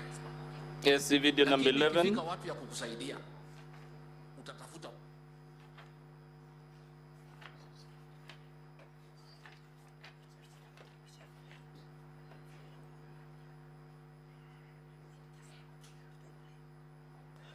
The good people of Homa Bay, that I am going to work with your leaders, the ones you have elected, so that we can develop our country together. Competition is over. Si tumemaliza mambo ya mashindano? Si tumemaliza mambo ya mashindano? Si ile kazi imebaki ni sisi kuwafanyia kazi sasa? Si ni kweli? Muko tayari kufanya kazi na mimi? Munasema nifanye kazi na viongozi wenu wale mliowachagua. Mimi nawahakikishia nitafanya kazi na wao, ndio tupange mambo ya maendeleo ya Homa Bay, tupange mambo ya maendeleo ya Kenya, ndio tuweze kupeleka taifa letu mbele. Tuondoe umaskini, tupange ajira ya hawa vijana, tupunguze gharama ya chakula, na tupange mambo ya maendeleo ya Kenya, tutengeneze nchi ambayo kila Mkenya anajivunia kuwa Mkenya. So, Mutuse, you know we could play these videos on and on. Unfortunately, time is not with us. But please confirm that you have presented before Senate utterances made by the Deputy President on this theme in Kitui. Is that correct? That is correct. In Nandi, is that correct? That is correct. In Kericho, is that correct? That is correct. In Kajiado? That is correct. Please confirm it is in public domain. These utterances have been made in very many other places. These were just illustrations. Indeed, I suspect they have been made even in the counties represented by the senators seated here. Have these been isolated aberrations, or has it been a consistent campaign and mantra by the Deputy President across the Republic? It has been consistent, and as the Deputy President says, unapologetic. But you also played for us a video where the President is speaking. How does it compare with the utterances and the campaign by his deputy? The President is preaching national unity, and I believe that is a function assigned to the President under Article 131 of the Constitution, to be a symbol of national unity. And the Deputy President is also required to deputize the President in performance of his functions. And therefore, it will be expected that the Deputy President will take cue. Instead, the Deputy President is contradicting the President. We have seen these events covered by a major television station, right? Indeed. Does that television, to the best of your knowledge, have national or is it local coverage? National, and sometimes, and some of them regional coverage. Should the Deputy President of the Republic have the wisdom to know his utterances will be conveyed to the country and the world? Indeed, yes. We saw him talking about children that belong to the family, and although we don't use the language these days, some illegitimate children. Who was he calling children from outside the home, or the illegitimate ones? Looking in totality for Moi's videos, he must have made those who voted for Kenya Kwanza as the legitimate children, and those who did not vote for Kenya Kwanza as the legitimate children. We have seen him saying he has no apologies to make, notwithstanding that these utterances, to quote the media house, were leaving a bad taste in the mouths of many people. Is that correct or incorrect?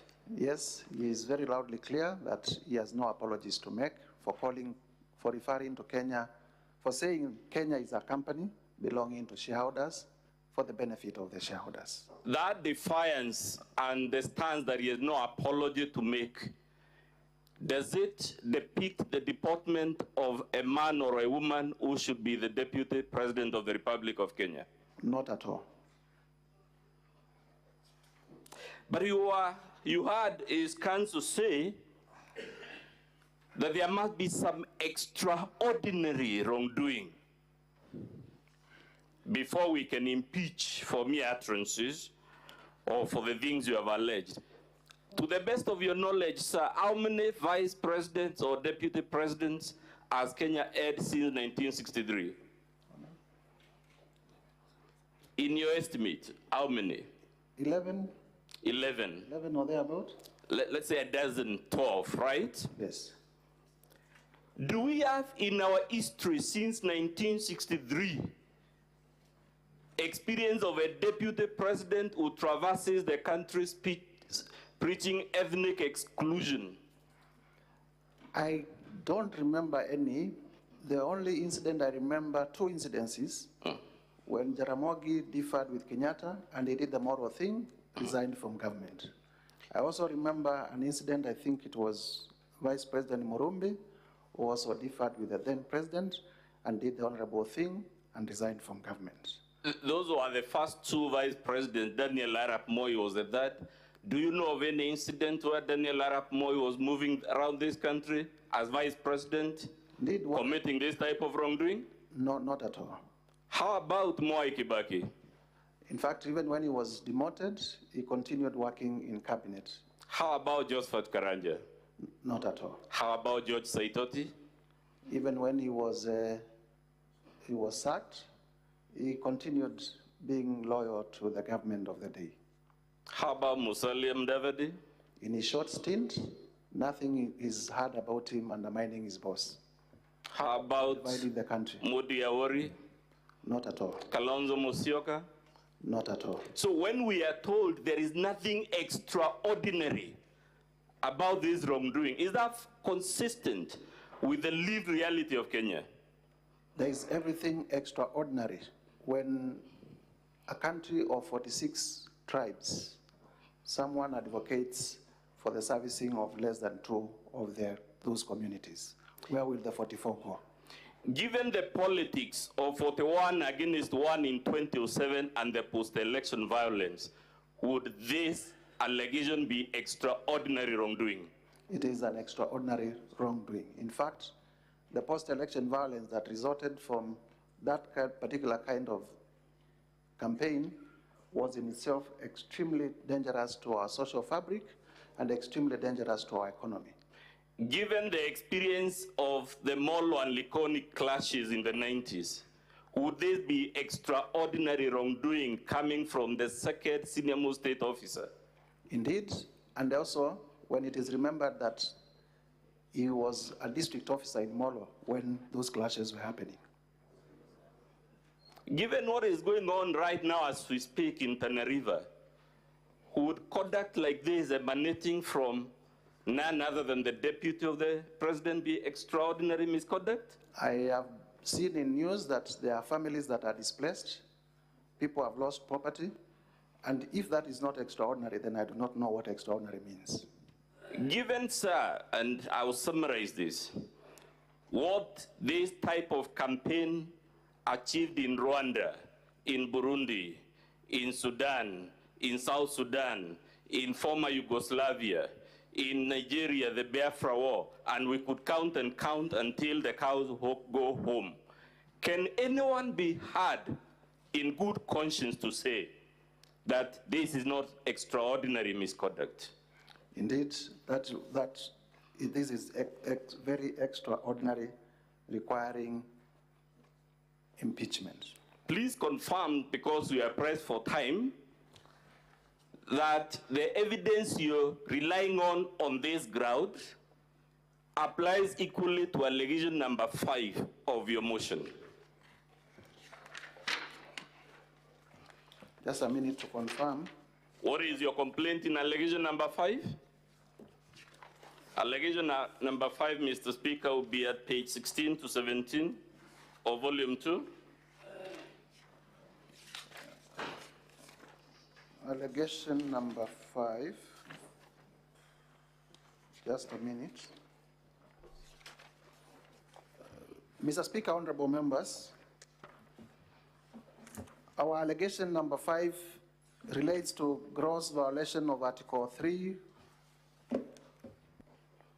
of the Constitution and Article 148(5)(a) of the Constitution, which specifically is in relation to the breach of the oath of office and allegiance. Does the oath of office require the Deputy President to promote national unity or the shareholder politics? The oath of office demands of the Deputy President to promote national unity.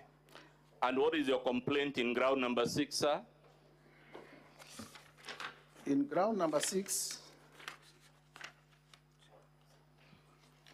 that again is on page 16 to 17, Mr. Speaker.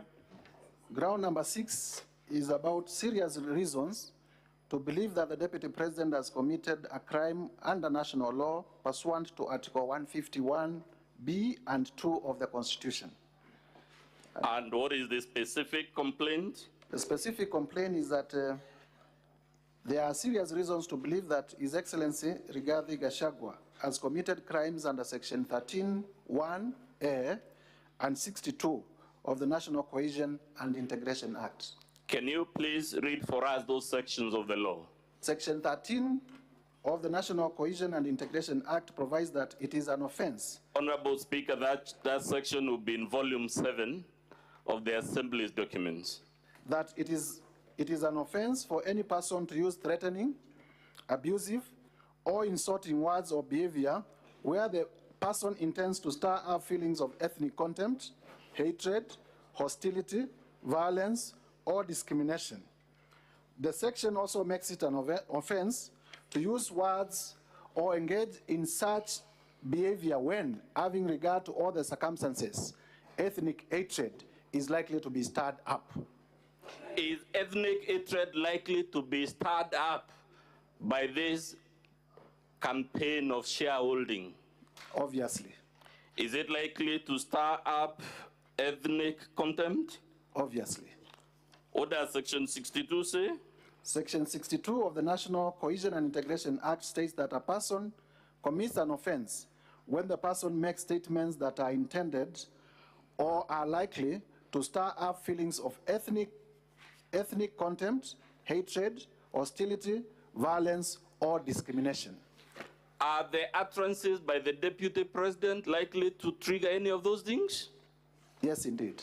As a matter of fact, Honorable Mutuse, that law you just read, National Cohesion and Integration, wasn't it the law Parliament enacted to ensure we never go back to where our country was in 2007, 2008, because of utterances like this? It was pursuant to the post-election violence, and the country resolved that we needed a law as a result. And therefore, it is a law that is supposed to ensure that we in office live to promote national unity and not the opposite. Given that history and why that law exists, sir, we repeat the question. Has the Deputy President committed ordinary or extraordinary wrongdoing? He has, under Article 150 of the Constitution, in relation to this ground, there are serious reasons to believe that he has committed wrongs against the National Cohesion and Integration Act, and if extraordinary in nature. And if you allow me, these are not my words. I have been accused of urging the National Assembly to believe me. These are not my words, they are words of the Constitution. under Article 150. Thank you. I want us, Mr. Speaker, we're urging the Senate, if you consider the evidence so far adduced, then that evidence applies to ground 1, 5, and 6. So we are prosecuting them together to save on time. Let's go to allegation number 7, sir. Mr. Speaker, that allegation runs from pages 17 to 31. It was the one you were told runs from falsehoods, culminating in the embarrassing and other things. Let's see whether it is actually falsehoods, embarrassing, and the other adjectives that we were told. And I would urge members to work with me by holding volume 2A of the Assembly's documents, together with our volume 6. 6, I only mention it briefly.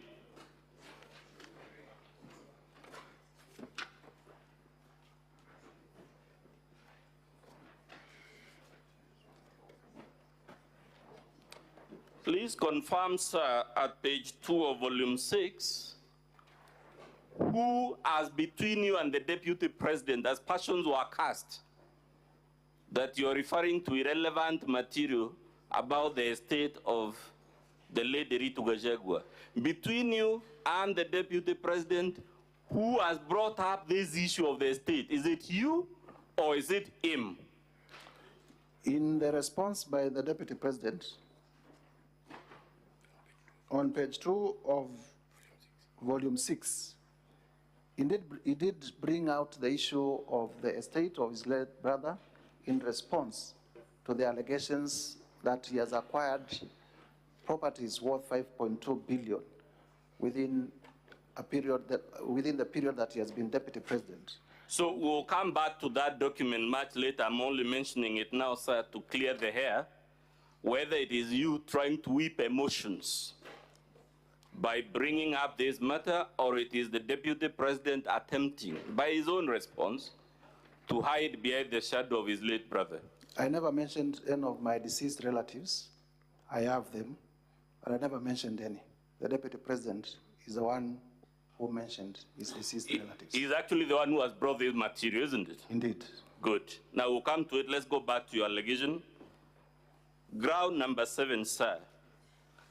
Can you tell the Senate in summary, we are so pressed for time, what is... Mr. Speaker, honorable members, under ground number 7, our allegation is that there are serious reasons to believe that His Excellency Rigathi Gachagua has committed crimes under section 45(1), 46, 47A3, and 48(1) of the Anti-Corruption and Economic Crimes Act, as well as sections 2, 3, 4, and 7 of the Proceeds of Crime and the Money Laundering Act.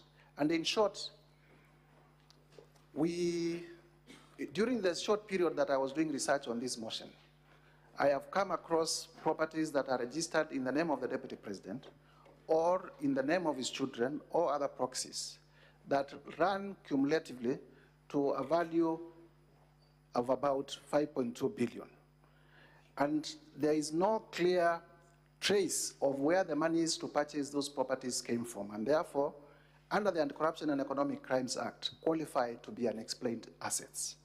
Number 2, I have also listed companies that are associated with the Deputy President, 22 of them. And these companies, you look at the objects and purposes, they are all the same.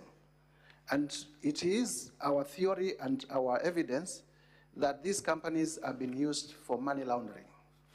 Similarly, I have also listed companies that have been transacting with the office of the Deputy President, the office held by the Deputy President, His Excellency Rigathi Gachagua, with tremendous respect.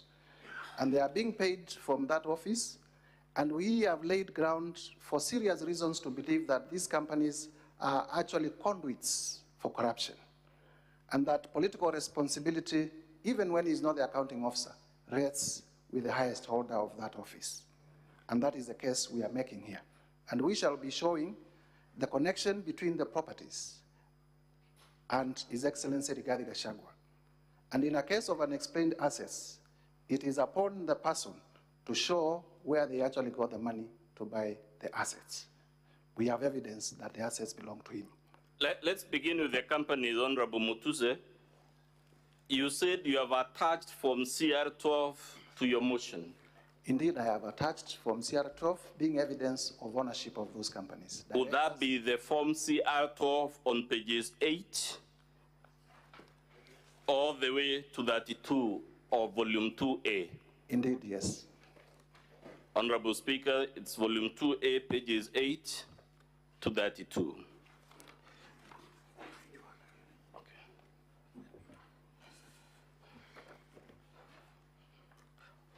It actually begins, Honorable Speaker, it's me who is mistaken. It's from page 1 to 32, right? Indeed, yes. And because we are stressed for time, sir, does this document show in black and white that the majority of these companies, the directors and shareholders, are either the deputy president or his sons or his spouse? Yes, they do, and senators will have opportunity to look at the Form CR12s. Many of them are under 2 weeks old, so they are very recent.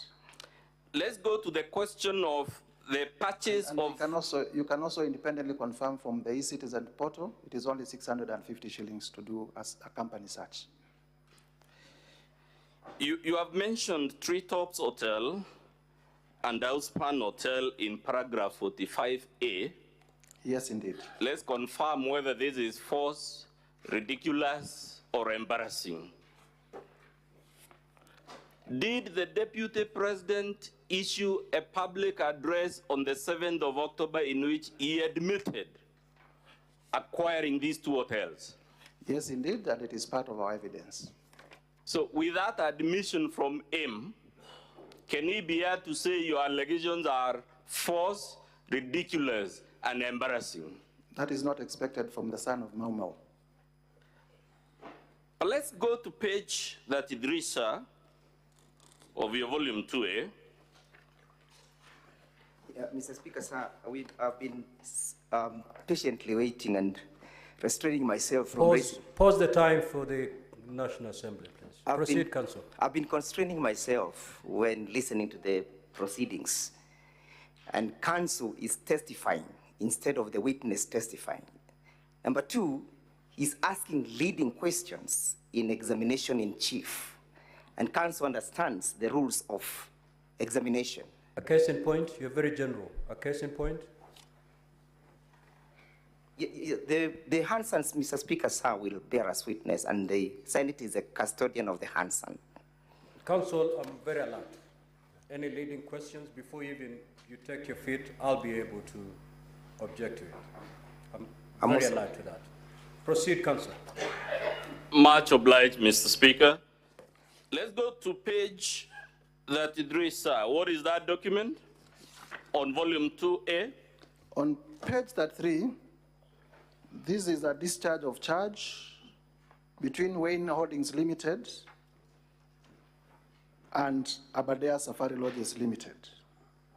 Yes. Drawn by the firm of Hamilton, Harris, and Matthews. On page 34, what is given as the amount of the loan being discharged?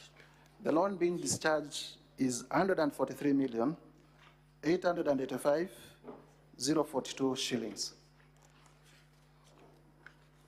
Please confirm this loan is being discharged as of 30th October 2023. Yes, the loan is being discharged as at of 30th October 2023. And the loan was to Aberdare Safari Hotels Limited. Would that mean this hotel was indebted before the Deputy President acquired it? It was in evidence. To what amount? 143,885,042 shillings. Let's go to page 37.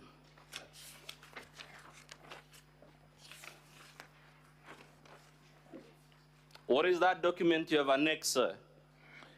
The document I've annexed here is a transfer instrument, transfer to companies and limited liability partnerships.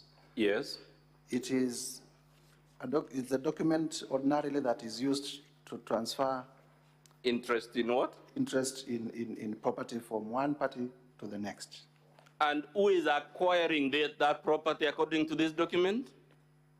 The property, as at this time, belonged to Aberdare Safari Hotels Limited and is being transferred to Crystal Kenya Limited. Is Crystal Kenya Limited a company linked to the Deputy President? Yes, indeed, and we have annexed the Form CR12. In which page? The Form CR12 is on page 23 of our Volume 2A. Of our Volume 2A. Who are given as the directors there? The directors are one, H.E Rigathi.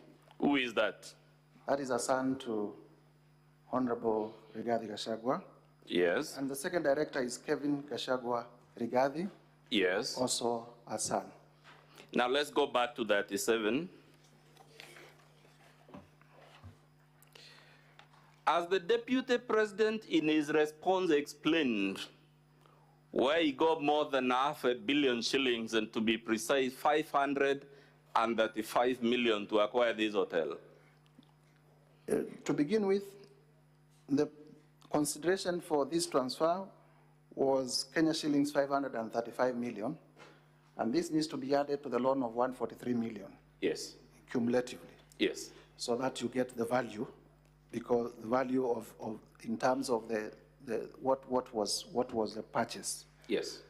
In his response, and I have seen it, the Deputy President alludes that he got a loan of 600 million, that when he became Deputy President, he used to run this company called Crystal, but when he became Deputy President, he gave it to his children to run it. And he goes further to say that he got a loan of 600 million from the Credit Bank of Kenya. Has he actually placed before this Senate evidence of the disbursement of any such loan? I have seen a letter of offer for that loan, but I have not seen any evidence of disbursement nor any charge in respect of that loan. Is a letter of offer loan evidence that a loan has actually been given? Letter of offer is just that, an offer. That letter is annexed of offer, says that as security for the supposed loan, there will be directors' guarantees. Has he annexed those directors' guarantees? To the best of my recollection, I have not seen them. It says the loan will be secured by personal guarantees. Has he also annexed those personal guarantees? I have not seen them. Has he annexed any security known in the banking world for acquiring a loan of this amount? What I have seen is, what I have seen in the letter of offer is at, I'm looking at it, is in terms of the lien and set-off at page 132 or 534, is that lien and set-off of a fixed deposit. Please say which volume you're referring to and the page so that the Senate will work with you. The senators would wish to know where the letter of offer is contained. Which volume? The letter of offer, Mr. Speaker. Which page? What page? It's in volume 6. Is in volume 6, starting from page 98.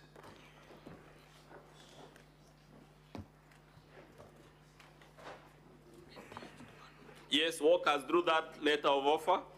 So there is a letter of offer, meaning there was an application for a loan. And this is to the directors of Crystal Kenya Limited. Crystal Kenya Limited is the company that is acquiring Aberdare Safari lodges. And the loan is in respect of an amount of 600 million. And in the clause for lien and set-off, I have seen that a lien and set-off or fixed deposits, this is on page 99, in respect of INO Crystal Kenya Limited for an aggregate amount of 300 million to be obtained. Interest accrued shall be credited to your deposit settlement account. Let's stick to that one for now. From elementary banking knowledge, what do we conclude from this issue of the 300 million? My understanding is that the account held at the bank had 300 million shillings in cash, and that that amount was going to be part of the security for the loan. So it means the deputy president or his sons had already cash in that account of 300 million shillings. Yes, which is also an asset that we are counting in accumulating the 5.2 billion. Now let's count that 300 million, 535 million, and the 143 million that had been to be paid to pave way for this transaction. Indeed, yes. In estimate, that would be like how much money? 535 plus 300 is 835. 835 plus 143, roughly $1 billion shillings. Roughly $1 billion shillings. In respect of one transaction. Just one property. Now, if the deputy president were to save all his net salary for 10 years, would he be able to have savings of $1 billion shillings to acquire this hotel? Not at all. But because from the legitimate source of income, which is his salary as deputy president, as gazetted by the SRC, roughly around 1.2 billion after taxation, an aggregate of $1 million shillings, it would not be possible to acquire $1 billion shillings within a period of 2 years. Now, these three figures, whether it is the 143 million, or the 300 million, or the 535 million, as the deputy president in his response offered any legitimate explanation of how he or his very young sons came upon this incredible fortune of money? Nowhere in the response, other than the letter of offer that is in itself not evidence of acquiring a loan. At page 39, who are shown as the parties to this transaction for Abadea's hotel? Page 39 of volume 2A. At page 39 of volume 2A,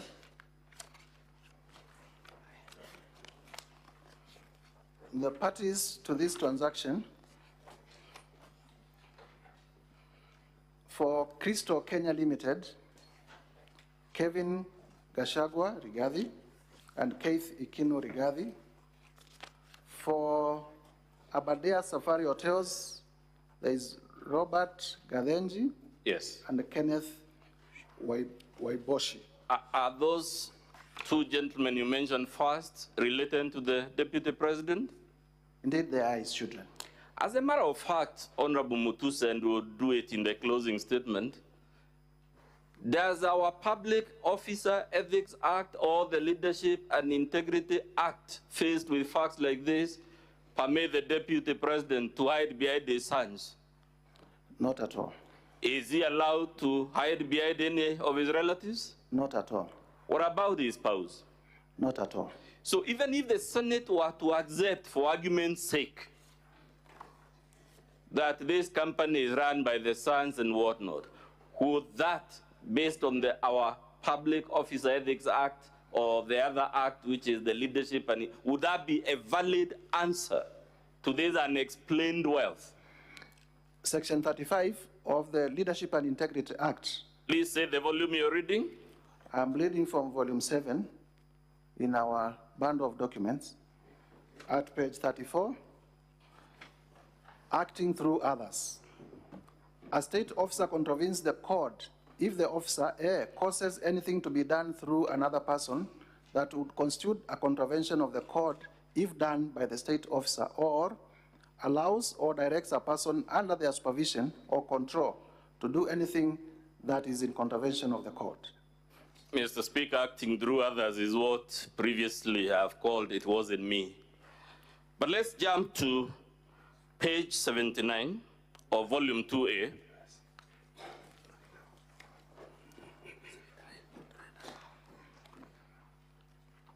Yes, we are here. Again, this is documentation for that same property the deputy president admits he acquired, right? Yes, through Abadea. Just for contextualization, Abadea owned 2 hotels. Yes. There is Treetops Hotel. Yes. And there is... There is which one? Outspan. Yes. Outspan is the one that we have demonstrated how it was purchased. Treetops is a property developed by the Kenya Wildlife Service, but it was under the same management of Aberdare, so they were acquired together. So let's pause at it is owned by the Kenya Wildlife Service. Yes. Is the Kenya Wildlife Service a public or a private entity? A public entity funded by the taxpayers. Under our Chapter 6 laws, that is the Public Officer Ethics Act, the Leadership and the Integrity Act, if you want, you can even draw the Public Procurement and Disposal Act, whichever law. Is it consistent with all those laws for the Deputy President of the Republic to acquire without competitive bidding an interest in a resource owned by the Kenya Wildlife Service? It is not. And in fact, the Deputy President is on record in these proceedings as having said that he advised his family not to transact with government. But we are going to demonstrate that he actually transacted with KWS. And KWS is a public entity? And KWS is a public entity. If this hotel were to be leased or sold, or whatever the language, would there be a requirement for open, competitive, and transparent bidding? Section 45, which we said we have reasonable grounds to believe that the Deputy President has breached of the Anti-Corruption and Economic Crimes Act. And I'm reading our volume 7 at page 23, states as follows: protection of public property and revenue. A person is guilty of an offense if the person fraudulently or otherwise unlawfully A, acquires public property or public service or benefit, B, mortgages, charges, or disposes of any public property, C, damages public property including causing a computer or another electronic machinery to perform any function that directly or indirectly results in a loss or adversely affects any public revenue or service, or fails to pay any taxes or any fees, levies, charges payable to any public body, or effects or obtains an exemption, remission, reduction, or abatement from payment of any such taxes, levies, and fees. Section 46, about abuse of office.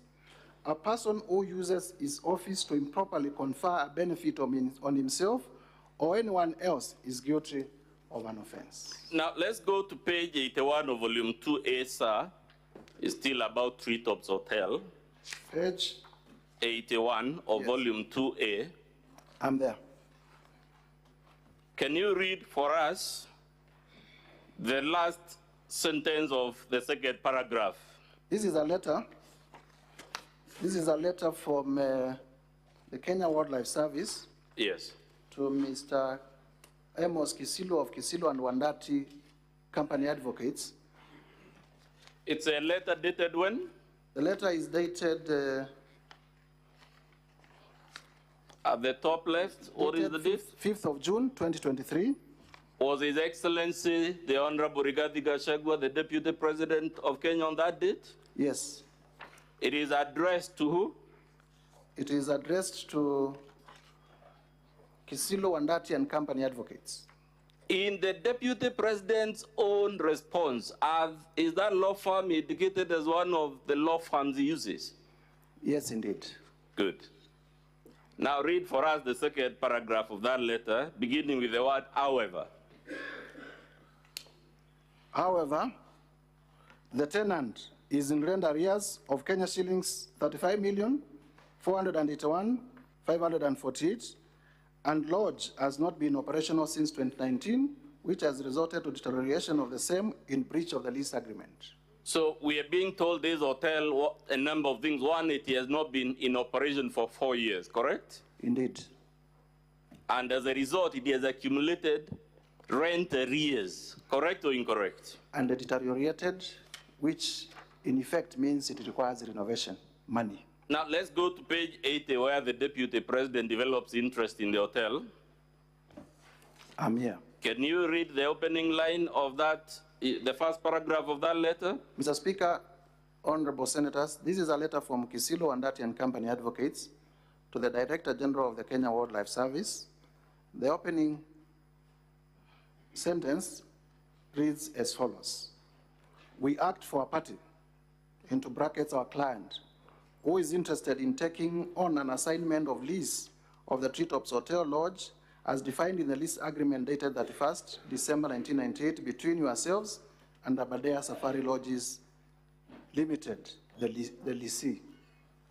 Please confirm this is a letter by the Deputy President's lawyers.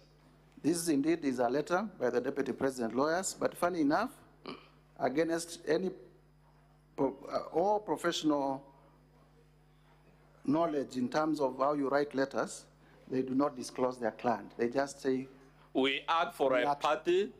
Who is our, does that letter disclose the identity of the client anywhere? No, it doesn't. And it is a requirement that you must disclose the client even as you move ahead. Is that how lawyers usually write letters in honest, genuine transactions? Not at all. Good. Now let's go. And I am one of them, so I know. Let's go to page 83 of volume 2A. What is written there? Page 83 is a letter to Dr. Kanga, Director General Acting, Kenya Wildlife Service from Aberdare Safari Hotels. So, Mr. It is about Treetops Lodge debt and lease. Please hold 83 together with 81. In 81, we are told the hotel has not been in operation for 4 years, and that's why it's in rent arrears, right? Yes, rent arrears of upwards of 35 million. And that is on which date? This is on 5th of June, 2023. And the letter at page 83 is on what date? It's 7th of July, 2023, a month later. How many days in between, roughly? Roughly a month, 30 days or so. Roughly a month. And what does this letter say? The letter says, I refer to Treetops rent arrears debt of Kenya shillings 35,481,548.14, and I am pleased to inform you that the Aberdare Safari Hotels Limited has today paid via RTGS bank transfer amount of 34,869,797 to KWS main collection Standard Chartered Bank account, and the amount of 611 to KRIF for 2% withholding tax. So, Honorable Mutuse, what do you have to tell the Senate of the fact a company that was in arrears for 4 years, 35 million, it is in distress, it's not in operation, the Deputy President shows interest, and suddenly it is able to pay these arrears of that 5 million? The Deputy President must be magical. Associating with the Deputy President must be very magical, because you have not operated for over 4 years, you are in debt, you have not been able to service that debt for 4 years, but you have just interacted with him for a month, and you pay your debt overnight. Now, when you see that, sir, is it consistent with the narrative that your allegations are false, ridiculous, and embarrassing? Not at all. Indeed, our allegations are backed up by cogent evidence, as we have demonstrated. What is the document at page 85 of volume 2A? At page 85, this is a letter by Kenya Wildlife Service to one Ken Waiboshi, who is the managing director of Aberdare Safari Lodges, and it is acknowledgement of funds. How much money? We acknowledge, the letter reads as follows in paragraph 2, we acknowledge receipt of Kenya shillings 34,481. As the Deputy President in his response explained, the mysterious availability of these 35 million shillings when he comes to the picture? I have not seen anywhere where he explains where this money came from. Page 87, what is that document? At page 87. Oh, volume 2A, Mr. Speaker. This is a novation and assignment of lease agreement and addendum to lease dated 31st December 1998 and 27th July 2023, respectively, between Kenya Wildlife Service, Aberdare Safari Lodges Limited, and Crystal Kenya Limited, the company of interest. Does this confirm, just like the deputy admitted, that he actually acquired Treetops Hotel? Indeed, it confirms, and it is not. It has not been contested. Is your allegation, therefore, Mr. Mutuse, about Treetops, false, ridiculous, and embarrassing? Come again? The evidence you just taken the Senate through about Treetops Hotel, is it consistent with the narrative of a move of motion who makes ridiculous, false, and embarrassing claims? Not at all. It demonstrates that our allegations are not malicious. They are backed. Let's go to his response in volume 6.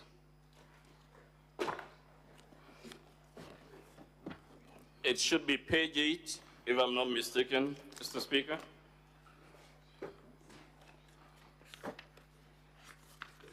Eight of volume 6. Yes, there we are. Volume 6, on page.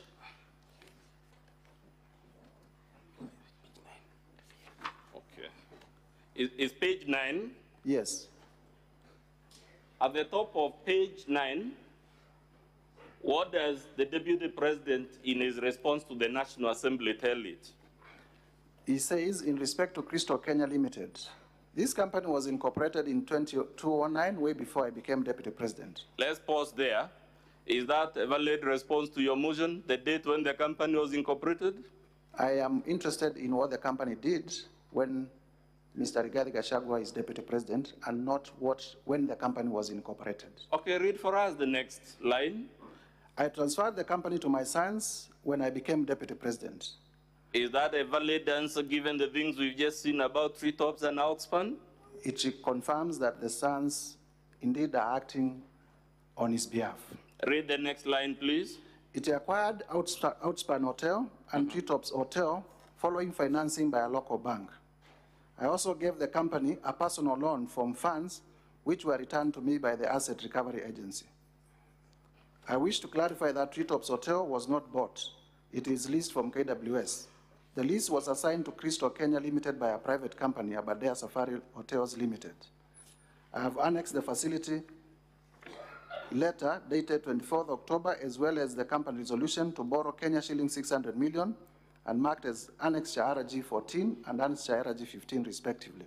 Let's go to page 44. This relates to the property called Rogoro Kiamariga 1223. This is in volume 2? 2A. Volume 2A, Mr. Speaker, page 44. Please confirm from the Deputy President's response whether he has admitted acquiring this property. Yes, he admits acquiring the property, but goes ahead to make some justifications. Page 44, Mr. Speaker, volume 2A. The justification he makes is to what effect? Is that the acreage is different. Yes. And also that he bought it for 3.5 million and Yes. not 5 million as alleged. Now, let's go to that page 44. What is that document? This is a document transferred by personal representative to person on intestacy. Basically, and who is given that transfer? Who is making it? A certain Naftali Guandraru Gadhogo. Can you read the opening line of that document? Public Trustee of the Republic of Kenya, or PO Box 49672 Nairobi, as personal representatives of Naftali Garandau Gadhogo, deceased, hereby transferred to Hannah Gadhongo Mugo. Absolutely. Who is the public trustee a public officer? The public trustee is a public office. Under what circumstances, to the best of your knowledge, does the public trustee obtain letters of administration of an estate In this case, the estate of the deceased Naftali Gwandaru Gazogo. In terms of the law of succession, the public trustee only steps in where there are no beneficiaries of a deceased person's estate. The person to whom the trustee is transferring, is there a picture given there? Yes, it is given, and I will invite honorable senators to look at it. What observation do you want them to make about it? Well, this is a photograph of, I do not want to say disheveled, old lady who signs by appending her thumb, signifying probably she was not even aware of the transaction. Has she signed or affixed a thumbprint? A thumbprint. On the face of it, does that look like a privileged or vulnerable and marginalized Kenyan? They're very vulnerable.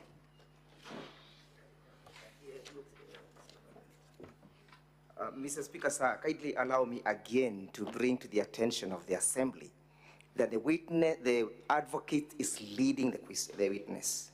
He has put a question. Does that, in your own imagination, look like a vulnerable person? Objection sustained. Counsel for National Assembly, stop leading the witness. I'm much guided, Mr. Speaker, so we'll proceed. We're on page? We are on page 44. 44. Did the Deputy President, in his response, disclose that this property initially belonged to a deceased person? No.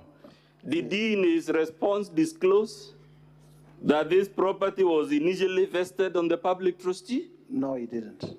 Let's go to his response at paragraph 1.4.2, which is on volume 6, Mr. Speaker. Page 4 of volume 6.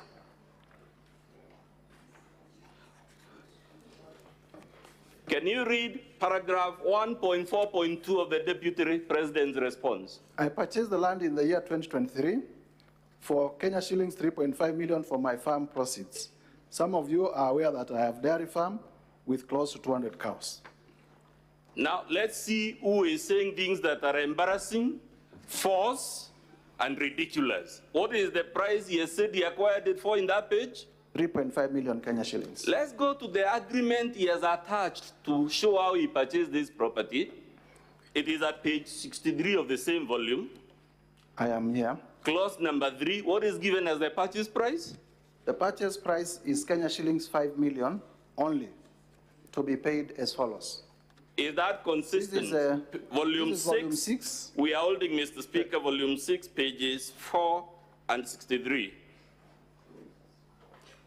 No, it is page 4 of 534 and page 96 of 534. The problem, Mr. Speaker, is there are two sets of pagination. So the one we refer to is the one that says of 534.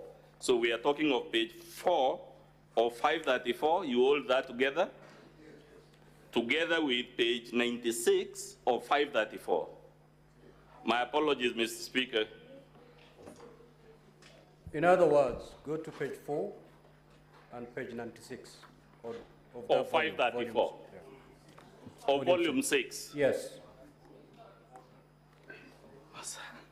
We'll shortly take you to the paragraphs. Mr. Speaker, you know I'm at a lot of pressure because of the time. That's why sometimes. So, are we all there, honorable senators? Good. Can you read again for the Senate on page 4 of 534 what the Deputy President says was the purchase price for this property? This is land parcel number Guru, Kiamariga, 1223 in Madeira East constituency.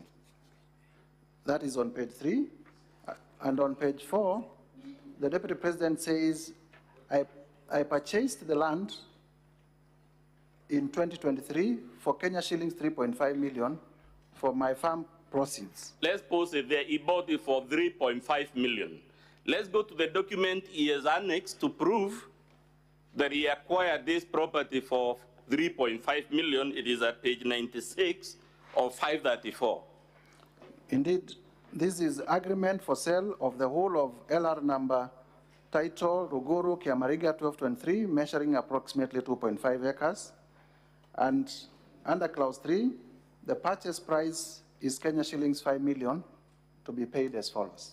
Given this inconsistency, sir, is it fair for the Deputy President, when he is lying on his own document, to accuse you of presenting material that is false, ridiculous, and embarrassing?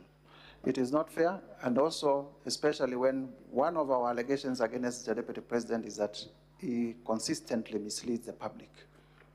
He says that he bought it in the year, back to page 4 of 534, in the year 2023. Was that during his tenure as Deputy President? Indeed.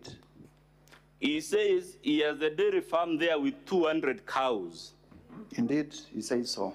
In his presser on the 7th of October 2024, what did he tell the country was the source of these 200 If I remember correctly, in the televised address by the Deputy President on that fateful night, he did say that the Kalenjin people of the Rift Valley have gifted him the cows that he keeps in his farm. Can you now read for us Article 76(1) of the Constitution, what it says about gifts given to public officers?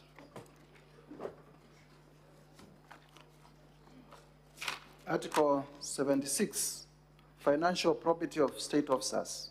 76(1). A gift or donation to a state officer or a public or official on a public or official occasion is a gift or donation to the Republic and shall be delivered to the state unless exempted under an act of Parliament. Has the Deputy President presented any evidence that he surrendered these gifts to the state?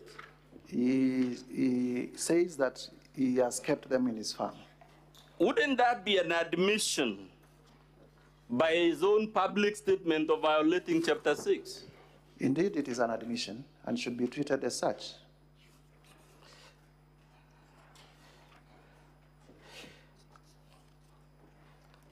Let's go to the land in Meru. Have you placed any evidence to prove this allegation?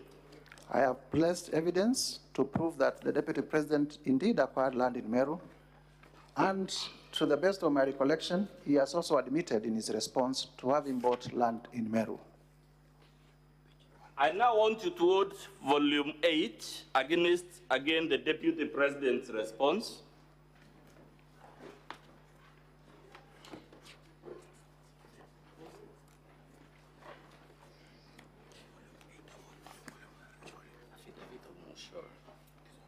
Yes.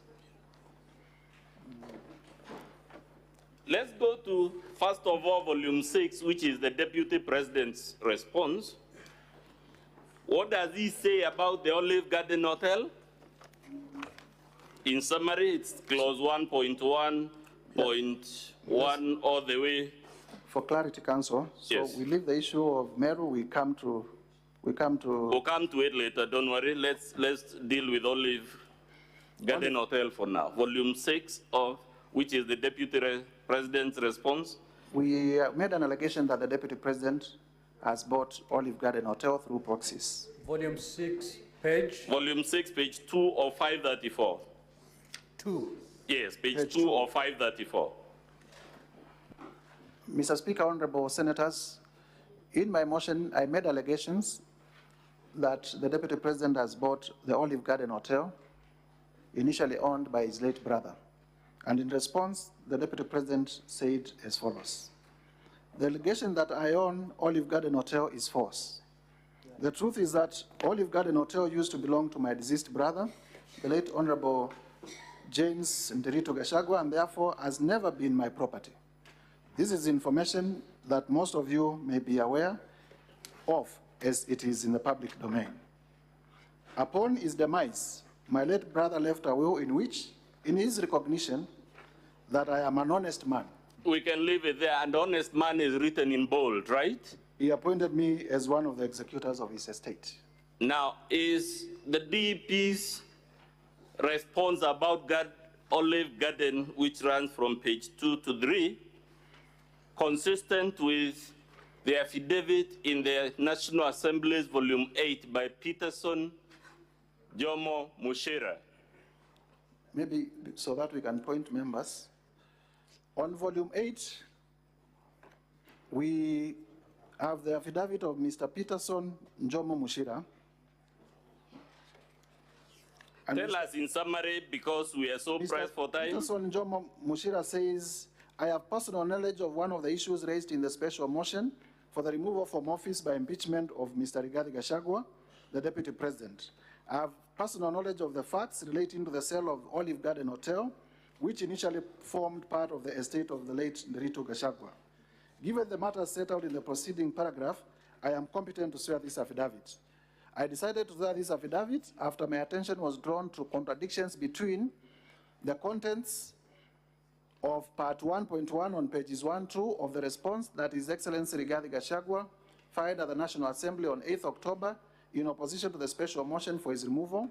B, remarks made by Honorable Okomas Mwengi Mutuse when prosecuting the motion at the National Assembly, and remarks made by Honorable Kimani Ichung'wah at the National Assembly.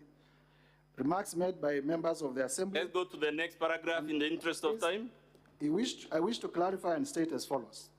I am a shareholder and director of TM Civil Engineering Limited, the company referred to in the agreement annexed on pages 10 to 34 of the Deputy President's response to the motion. On around 31st of March 2023, the Deputy President approached and convinced me to purchase the Olive Garden Hotel, which was at the time part of the estate of the late Rigathi Gachagua. Let's go to D. In D, he averts that in summary... Now let's go to C. No, C. The Deputy President persuaded me to enter into an informal secret arrangement, regarding the transaction embodied in the agreement annexed on page 10 to 34 of his response to the motion.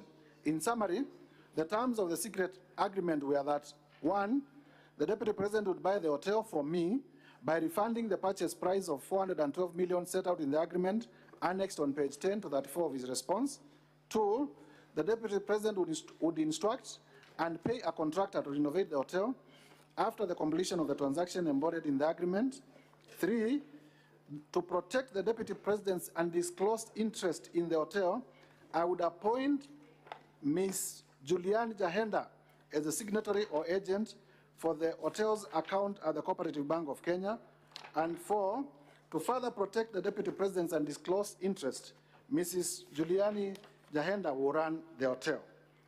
That Ms. Julian Jahenda, is it the same person mentioned in volume 8A on page 1 of 19? Volume 8A.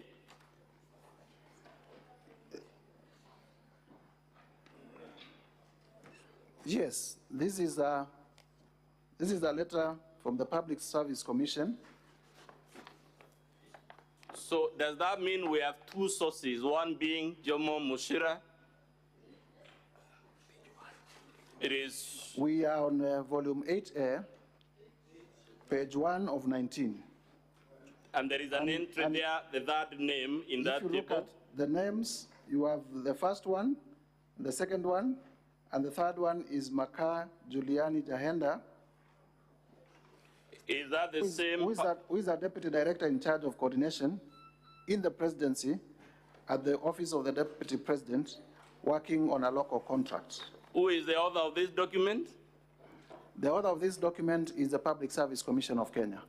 Does this document, is it consistent with what Johnson Mushira said in his affidavit about Julian Jahenda? It shows that Julian Jahenda is a staff and a close associate of the Deputy President, and she's the same person who was seconded to manage his interest at the Olive Garden Hotel. The acquisition of this hotel through a secret arrangement from the estate of his brother, is it consistent with a honest man as written in bold font in his response?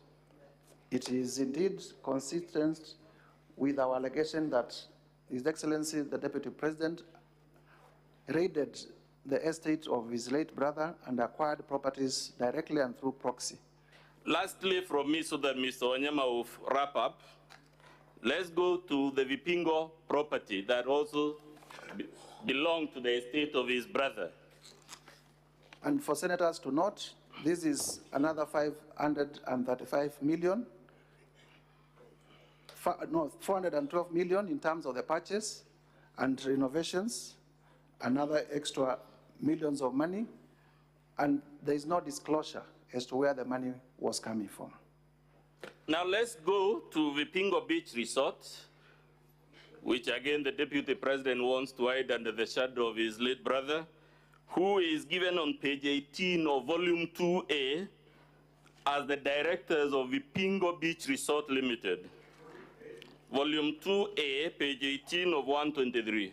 Volume 2A, on page 18, we have annexed Form CR12, dated 27th September 2024, for Vipingo Beach Resort Limited, and the directors are Keith Ikino Rigathi and Kevin Gachagua Rigathi, and the estate of deceased James Nderito Gachagua. So let's begin with Kevin, who is a son of the Deputy President. Was he an executor of the will that the Deputy President has annexed to his response? No, the will was to be executed by the Deputy President, Mr. Honorable Rigathi Gachagua, Advocate Njoroge Rogeru, and Mr. Maina.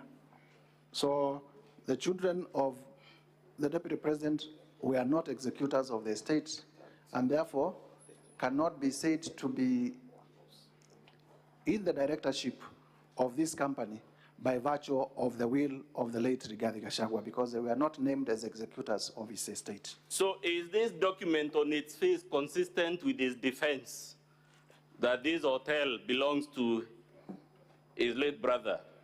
It flies on the face. But let's see whether he actually acquired it. Let's go to volume 4, page 107 of 484. I am at volume 4, page 107. What is that document, sir? This is a joint will executors report on the status of the estate as at 27th February 2024. This is the estate of the late Nderito Gachagua. And what does it tell us about Kuruwitu Home Resort in Roman 3 on that page? The broad headline is sale of estates assets. And it lists number 1, Queensgate, Olive Garden Hotel, and then Kuruwitu Home Resort. Yes. And it says as follows. The resort was sold to Kuruwitu Properties Limited for Kenya shillings 250. What page is that volume? That's this volume is 4. Volume 4, Mr. Speaker, page 107 of 484.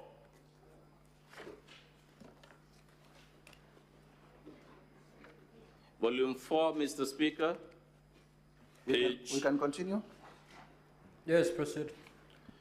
Kuruwitu Home Resort. The resort was sold to Kuruwitu Properties Limited for Kenya shillings 250 million only.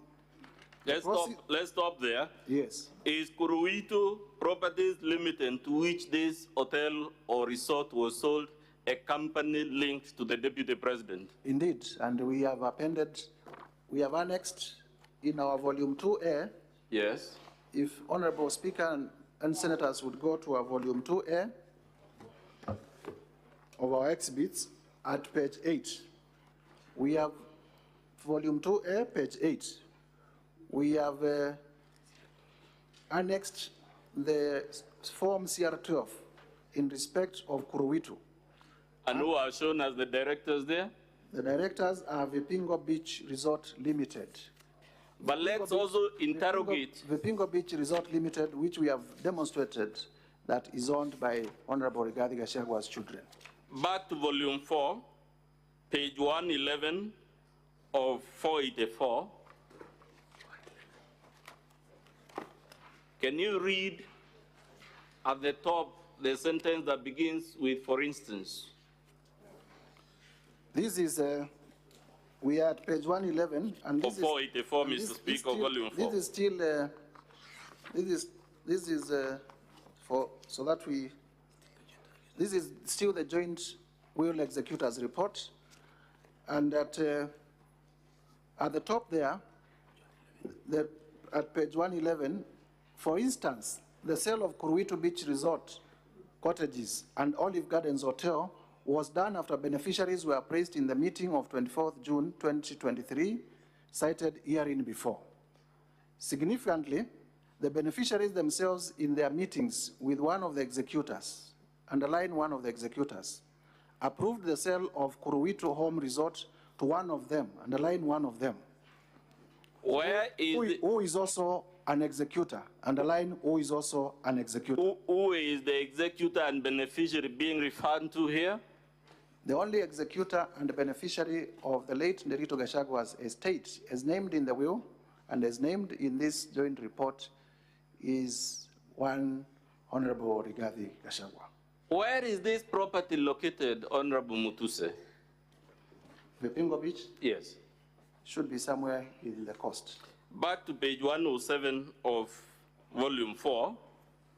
In his response, as the deputy president explained where he got the sum of Kenya shillings 250 million to purchase this property. In fact, he denies buying the property. Mr. Speaker, I will cede the floor now to my learned friend, Mr. Wanyama, to prosecute the remaining grounds of the motion.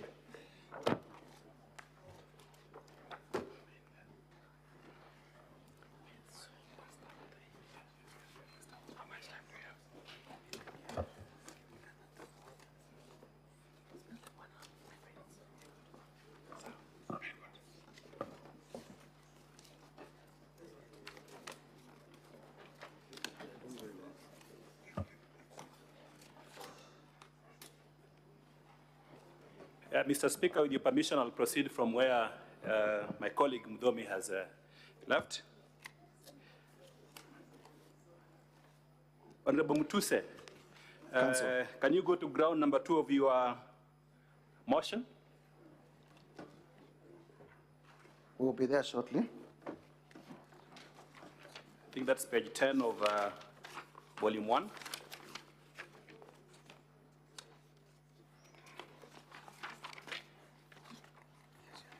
Here we are. Yes, what is the nature of this ground? What are you complaining about? We are complaining that the Deputy President has on numerous occasions violated Article 147(1), as read together with Article 152(1) of the Constitution of Kenya. And in particular, Article 147(1) provides that the Deputy President shall be the principal assistant of the President and shall deputize for the Presidency in the execution of the President's functions.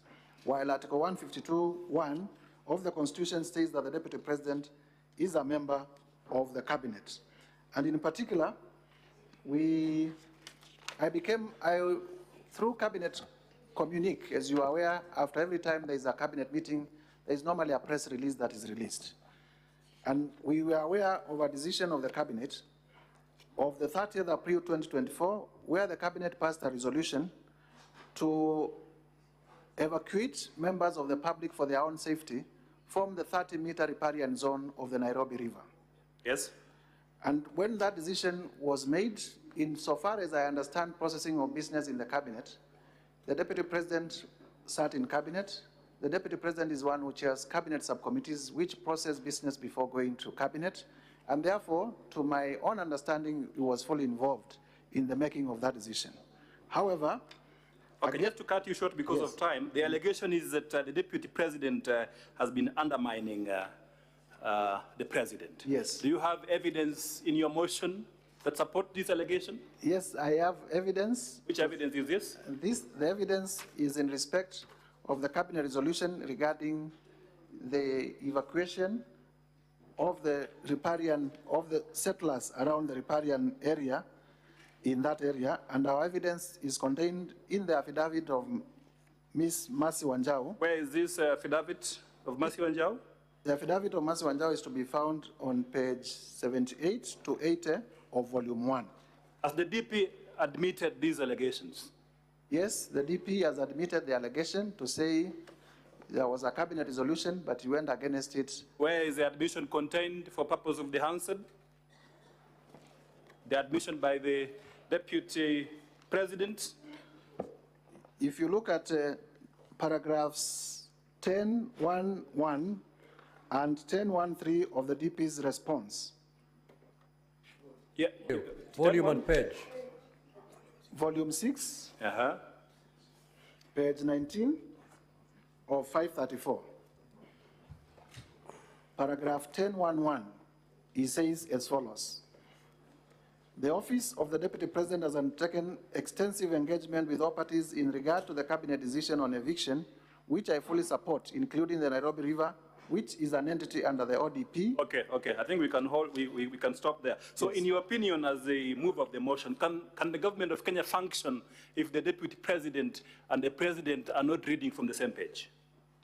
It will be very difficult for the government to function and to deliver effectively to the people of Kenya when the two highest office holders are reading from different scripts, and especially when the Deputy President, for political expedience, would disown decisions of the cabinet in a meeting that he sat through to make a decision. Yeah, thank you very much. Now, you have you annexed any videos to prove this allegation? Yes, indeed. Video number? We have annexed video number 10. Video number 10. Video number 10. And also video number 10. What does video number 10, what is it all about? Maybe they can play it for honorable senators to see for themselves. Can you play video number 10 briefly? Mr. Speaker. Watu ya Kayole, tangu mtupatie nafasi ya uongozi, sijapata nafasi ya kuja kusema asanti.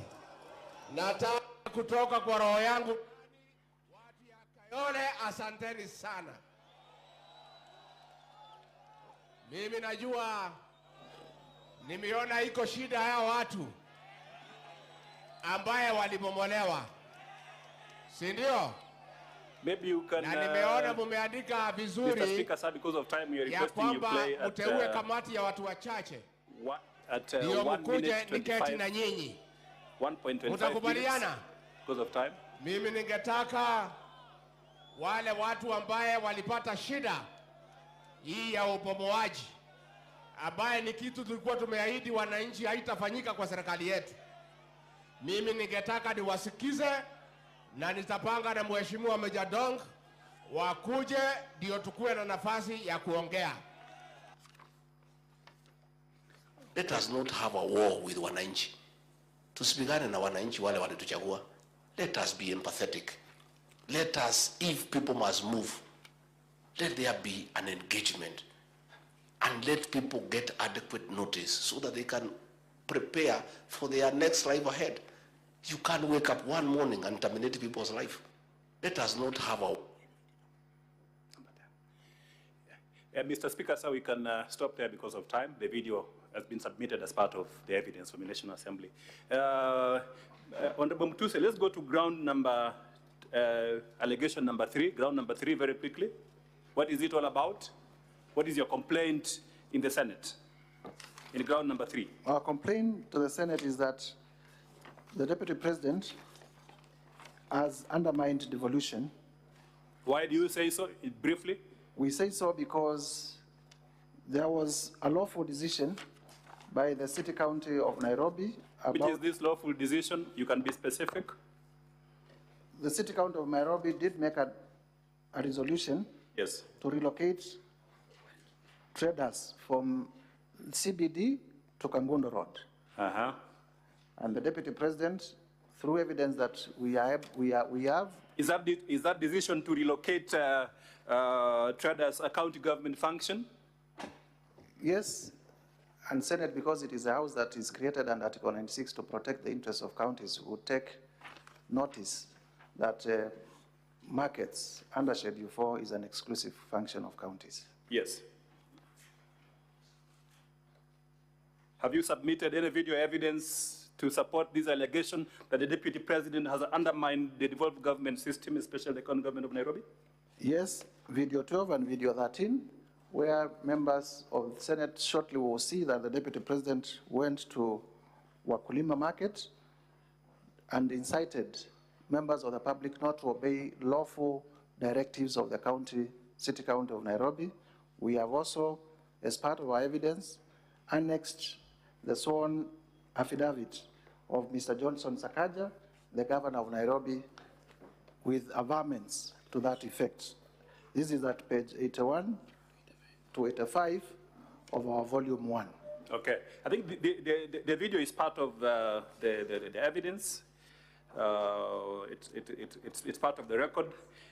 So why do you complain about this in the Senate? Why are you complaining? The senators want to see the video, want to hear, see and hear the video.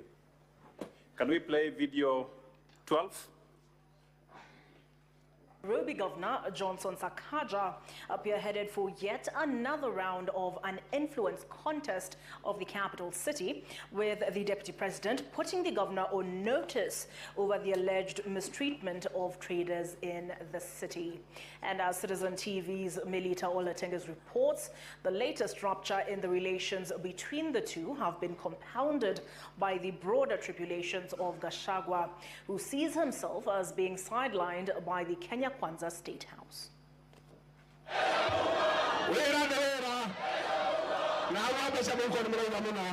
2 years ago, downtown Nairobi, in the thick of the campaign train, and fast forward to this on Friday. In the same style and fashion, he returned to Marikiti, heightening the standoff with Sakaja over traders' relocation. Gachagua says he made a promise that he holds dear, but the governor seems to be having a different vision for the county.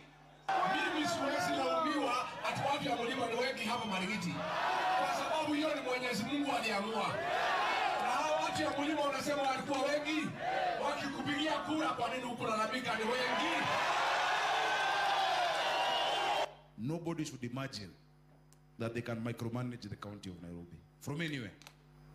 No one should imagine that we will suspend devolution in Nairobi from anywhere. A stop.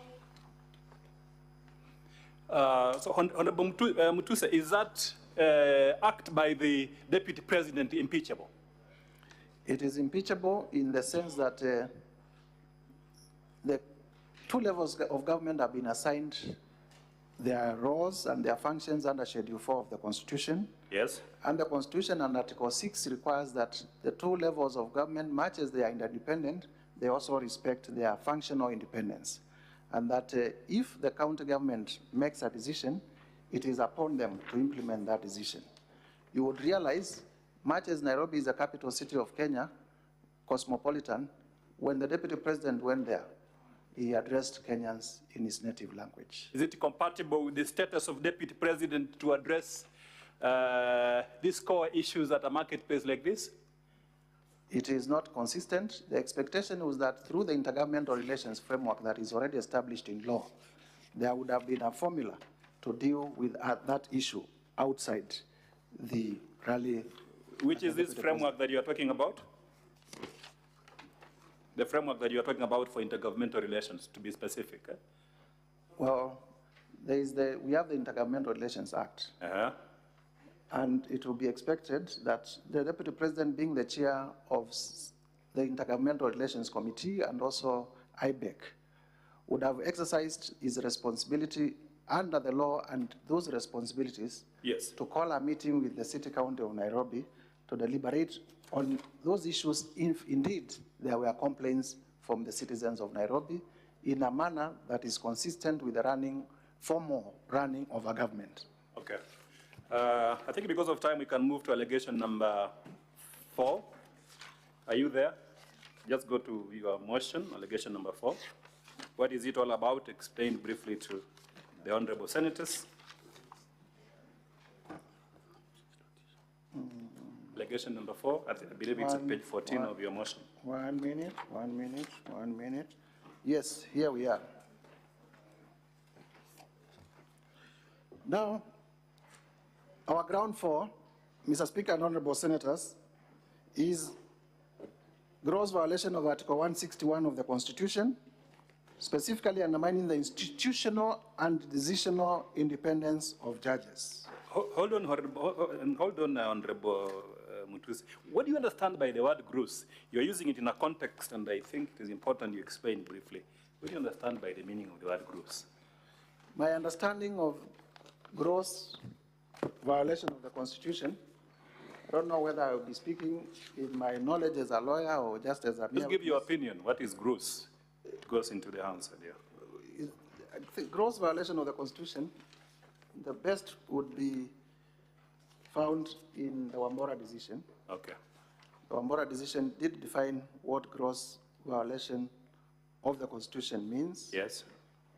And it is said it is the violation of Article 10, Article 1, and several articles of the Constitution. I do not have the particular citation, but to my mind, I think it's paragraph 46 of that decision. Okay. So let's go back to allegation number 4, ground number 4. What is it that you're complaining about in this ground? In summary? We are complaining that the Deputy President did threaten in a manner that displayed personal vendetta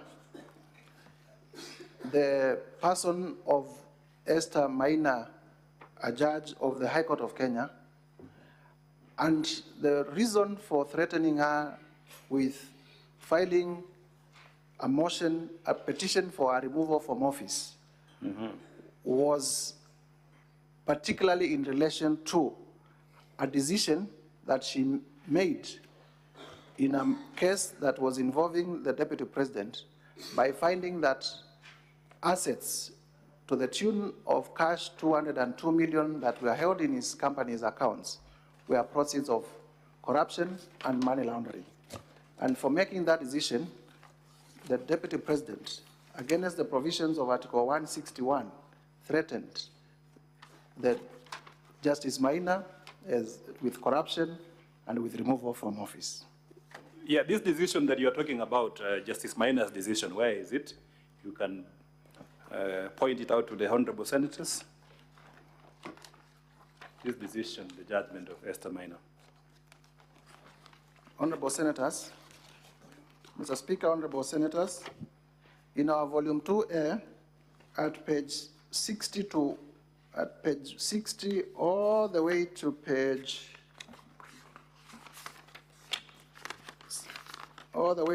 77, we have annexed the judgment of the Honorable Judge Esther Maina, where many of the companies that we have stated in the other allegations are listed here as companies that are conduits of corruption and money laundering. Which companies are these in the judgment? Just maybe you can name a few of them so that we are more specific for the answer. You have heard us talk about Crystal Kenya. Crystal Kenya is here. You're saying Crystal Kenya is mentioned in the judgment? Yes, this is on page 64, and many, many others. So that with Wamonyoro Investments, you have heard us mention Wamonyoro Investment. Wamonyoro is mentioned here several times. So what is the conclusion by the judge in that judgment, the decision that you are complaining about? The judge said that in the upshot, the originality motion is granted in terms of prayers 2. This is page 77 of 123 in our volume 2A. That a declaration is hereby issued that the following funds are proceeds of crime and therefore liable for forfeiture to the state. And they are listed there, 165 million held in a certain account at Rafiki Finance Bank, 35 million in the name of Rigathi Gachagua, 773,000. How much in total did the judge find to be money that Rigathi Gachagua at the time had obtained through proceeds of corruption? An order is hereby issued that the above funds be forfeited to the government of Kenya and transferred to the Assets Recovery Agency, and the amount is about 200 million shillings. So he finds Mr. Rigathi Gachagua to have obtained 200 million shillings, is that correct? To have been unable to explain 200 million how he obtained 200 million shillings. What did the judge do after that finding? The judge directed that the amounts be forfeited to the government of Kenya through the Asset Recovery Agency, which is the body created under the Proceeds of Crime and Money Laundering Act to take care of money laundering. Yeah, Mr. Ongoya, for the Deputy President who was here, and the family stated that, that you have no ground at all to bring this allegation in the Senate. What is your specific complaint in the Senate on this allegation? My specific complaint is that when a judge in a functional democracy in a country of rule of law like ours, when a judge makes a finding against, and the judges make findings against all of us every day, the civil way of challenging that decision is through an appeal. So you appeal the decision. You do not go to a rally and start threatening judges, because then you create fear, and you create fear in the judges so that they are not able to exercise their decision or independence. You can interfere with financing of the judiciary. You can interfere with many, many other things. But let's not take away the decision or independence. Honorable Mutuse, do you have any evidence that you've submitted to the Senate to prove this allegation of, you're calling it interference with the independence of the judiciary? Do you have any video evidence, any evidence? Yes, I have presented video number 14 and video number 15. I request the video, Mr. Speaker, to be clips of the... Begin the bulletin with the war on the judiciary, where Kenya Kwanza administration is making good on its threat, with the Deputy President Rigathi Gachagua now filing a petition to push for the removal of a judge from office. Gachagua says he will on Thursday file a petition with the Judicial Service Commission to push for the removal of Justice Esther Maina, who handled an economic crimes case against him in 2022 for alleged corruption and misconduct. Now, speaking in Iten, where he accompanied President William Ruto for a church service, Gachagua told the Chief Justice to first clean up her house by dealing with pending cases with the Judicial Service Commission. Now, in the sustained onslaught against the judiciary, President William Ruto vowed to deal with unnamed government officers he described as incompetent, saying his administration will slay the corruption monster that has reared its ugly head in various arms of government. Chamitai Goin reports. After Chief Justice Martha Koome invited Kenyans with complaints over the conduct of judicial officers to submit their lamentations to her office, the Kenya Kwanza administration, through Deputy President Rigathi Gachagua, has taken the challenge, with the DP announcing that he will file a petition this week. Amechallenge sisi tutoe ushahidi. I will lead by example. On Thursday, this coming week at 2:15, I will personally present a petition before Lady Chief Justice Martha Koome against Justice Esther Maina for her removal from the judiciary for misconduct and corruption. Mimi mwenyewe ndio nitaongoza, because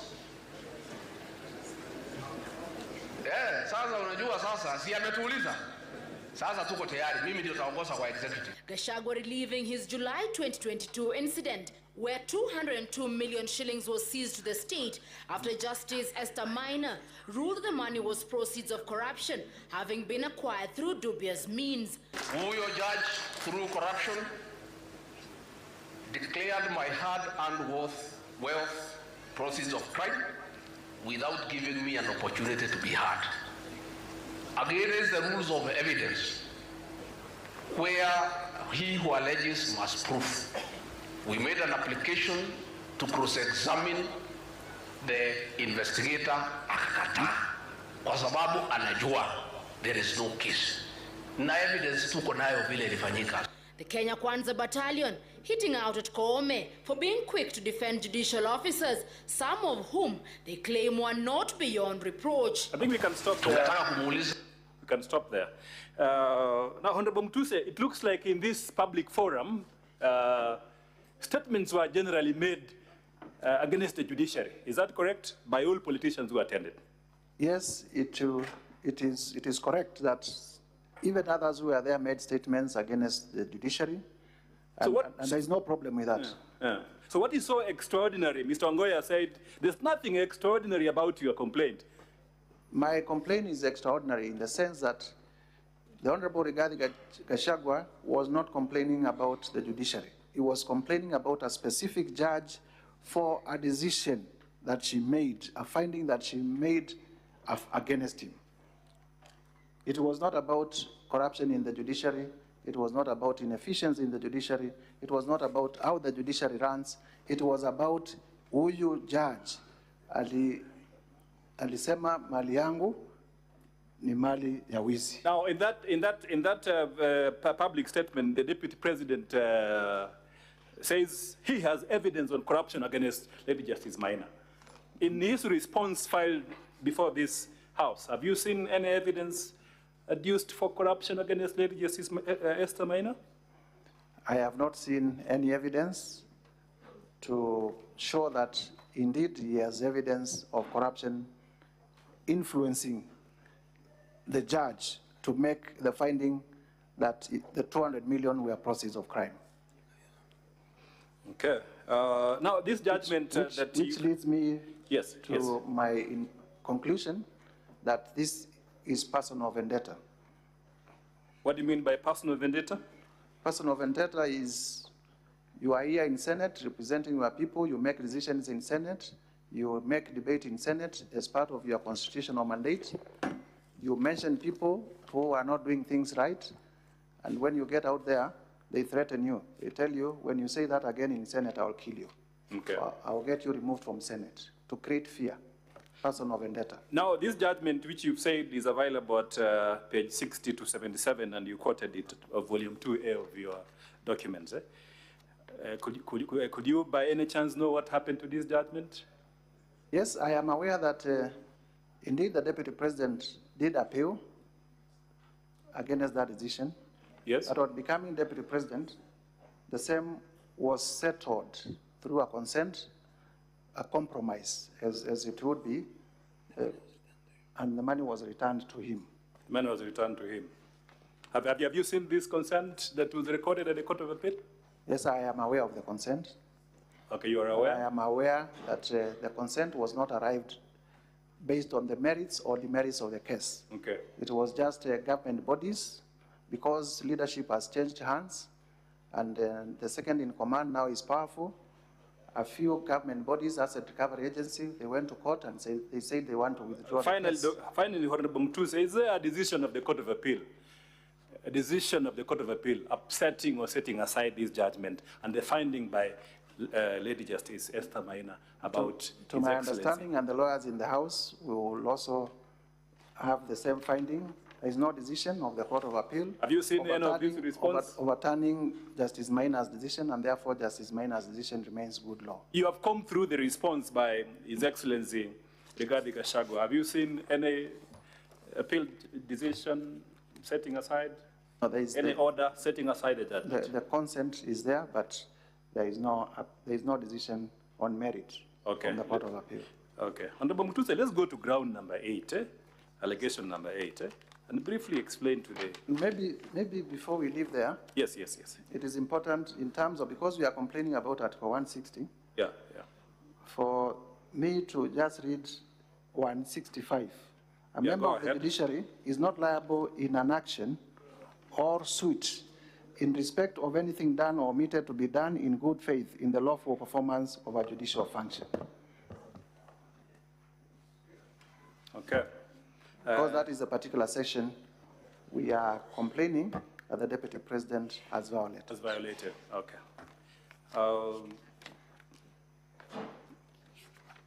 So in your opinion, does undermining the independence of the judiciary amount to gross violation of the Constitution? Indeed, it amounts to gross violation of the Constitution. It will remember that we have three arms of government: the executive, the legislature where we sit, and the judiciary. Is it proper for the Deputy President of the Republic of Kenya to make this kind of attacks? Is it proper in your opinion? It is not proper at all. Okay. And what, in your, again, to just wrap that point up, what channels... Counsel, before you get there, you refer to a consent. Is it contained in any of these bundles?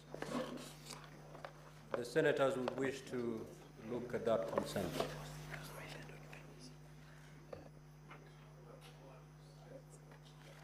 Honorable Mutuse, you said you have seen a consent. You are aware about it. Have you seen the consent? It is not filed in our documents, but in my ordinary course of business, I am aware of the consent. Okay. If it becomes necessary, the Senate has the powers to recall it. In fact, it is a public document because it is reported under Kenya law reports. Fair enough. Let's go to allegation number 8 because of time, so that we don't take a lot of time and finish our time. What is the substance of your allegation number 8? Briefly, ground number 8. Ground number 8 is that there are serious reasons to believe that His Excellency Rigathi Gachagua has committed crimes under Section 132 of the Penal Code and Section 129 of the Leadership and Integrity Act. And basically here, it is on two folds. The two sections that we have cited, Section 132 of the Penal Code and Section 29 of the Leadership and Integrity Act, speak to state officers misleading the public, spreading falsehoods. And on the issue of Justice Maina, as we have shown evidence, it was personal vendetta because the Deputy President was attacking the judge based on a decision the judge had made. On the second one, in terms of the particulars, His Excellency Rigathi Gachagua recklessly and unmindful of the high calling and dignified status of the office of the Deputy President of the Republic of Kenya, as well as his membership to the National Security Council under Article 240 of the Constitution, both being positions that require one to be discreet and tempered, especially during moments of national crisis, addressed Kenyans on live television in Mombasa County and publicly made sensational statements against the National Intelligence Service, an essential national security organ, its Director General and the officers. And also, you can hold on there. Do you have evidence to prove these allegations about a live television statement in Mombasa by the Deputy President? Do you have any evidence before this House? Yes. We have annexed our video number 15. May I request we play video number 15, please, Mr. Speaker?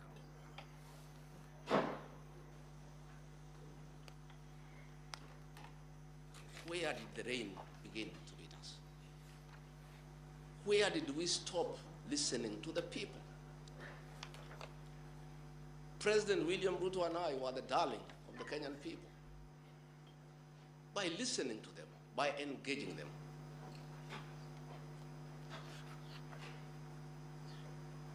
And as a government, we have established institutions to ensure we not only listen to Kenyans, but also genuinely understand their concerns. We invest significant resources in these institutions, particularly the National Intelligence Service, for this purpose. It is clear there has been a failure in the intelligence and advice we are receiving, particularly concerning crucial government policies. The President of the Republic of Kenya today has admitted that it has come to his attention that the people of Kenya did not want anything to do with the Finance Bill 2024. Honorable Mutuse, President, maybe we can... No, there is an important yeah, okay. You has now agreed that we need to listen to the people. Yeah. And I sympathize with my boss, President William Ruto, because this information was not available to him. I know President William Ruto. Had he known 2 months ago that the people of Kenya did not want anything to do with the Finance Bill 2024, he would not have asked his parliamentary party to push it through. Yet, we have an organization paid by the public to give him and government such information. And that is where the problem is. We have a dysfunctional National Intelligence Service that has exposed the President, the government, and the people of Kenya. Had the National Intelligence Service briefed the President 2 months ago about how the people of Kenya feel about the Finance Bill 2024, so many Kenyans would not have died. Property would not have been destroyed. Offices would not have been touched. There would have been no mayhem. But they slept on the job. It had to take people to die, property to be destroyed, protests across the country for the president to know the truth of what the people of Kenya feel. Yet, there is an organization paid for by the public to brief the president and the government about the feeling of the Kenyan people. Officers of the National Intelligence Service, officers of the National Police Service have told me in confidence they did not get advance intelligence briefs about the magnitude of the protest in Eldoret, in Kericho, in Nairobi, in Githurai, in Embu, in Nyeri. Since independence, there has been protests around Parliament. Never have protesters invaded and gotten inside Parliament. Senior officers have told me in confidence they did not have an advance intelligence brief about the intensity of the protest so that they prepare in advance. The National Intelligence Service slept on the job. And the problem is simple. The Director General of the National Intelligence Service, Nuruddin Haji, was a junior officer in the National Intelligence Service before he was appointed as DPP. When he was appointed to the office of the Director General, because of inferiority complex, he chased away all the people who were senior to him when he was in the service, therefore crippling the capacity of that service and making it dysfunctional. 3 directors were chased away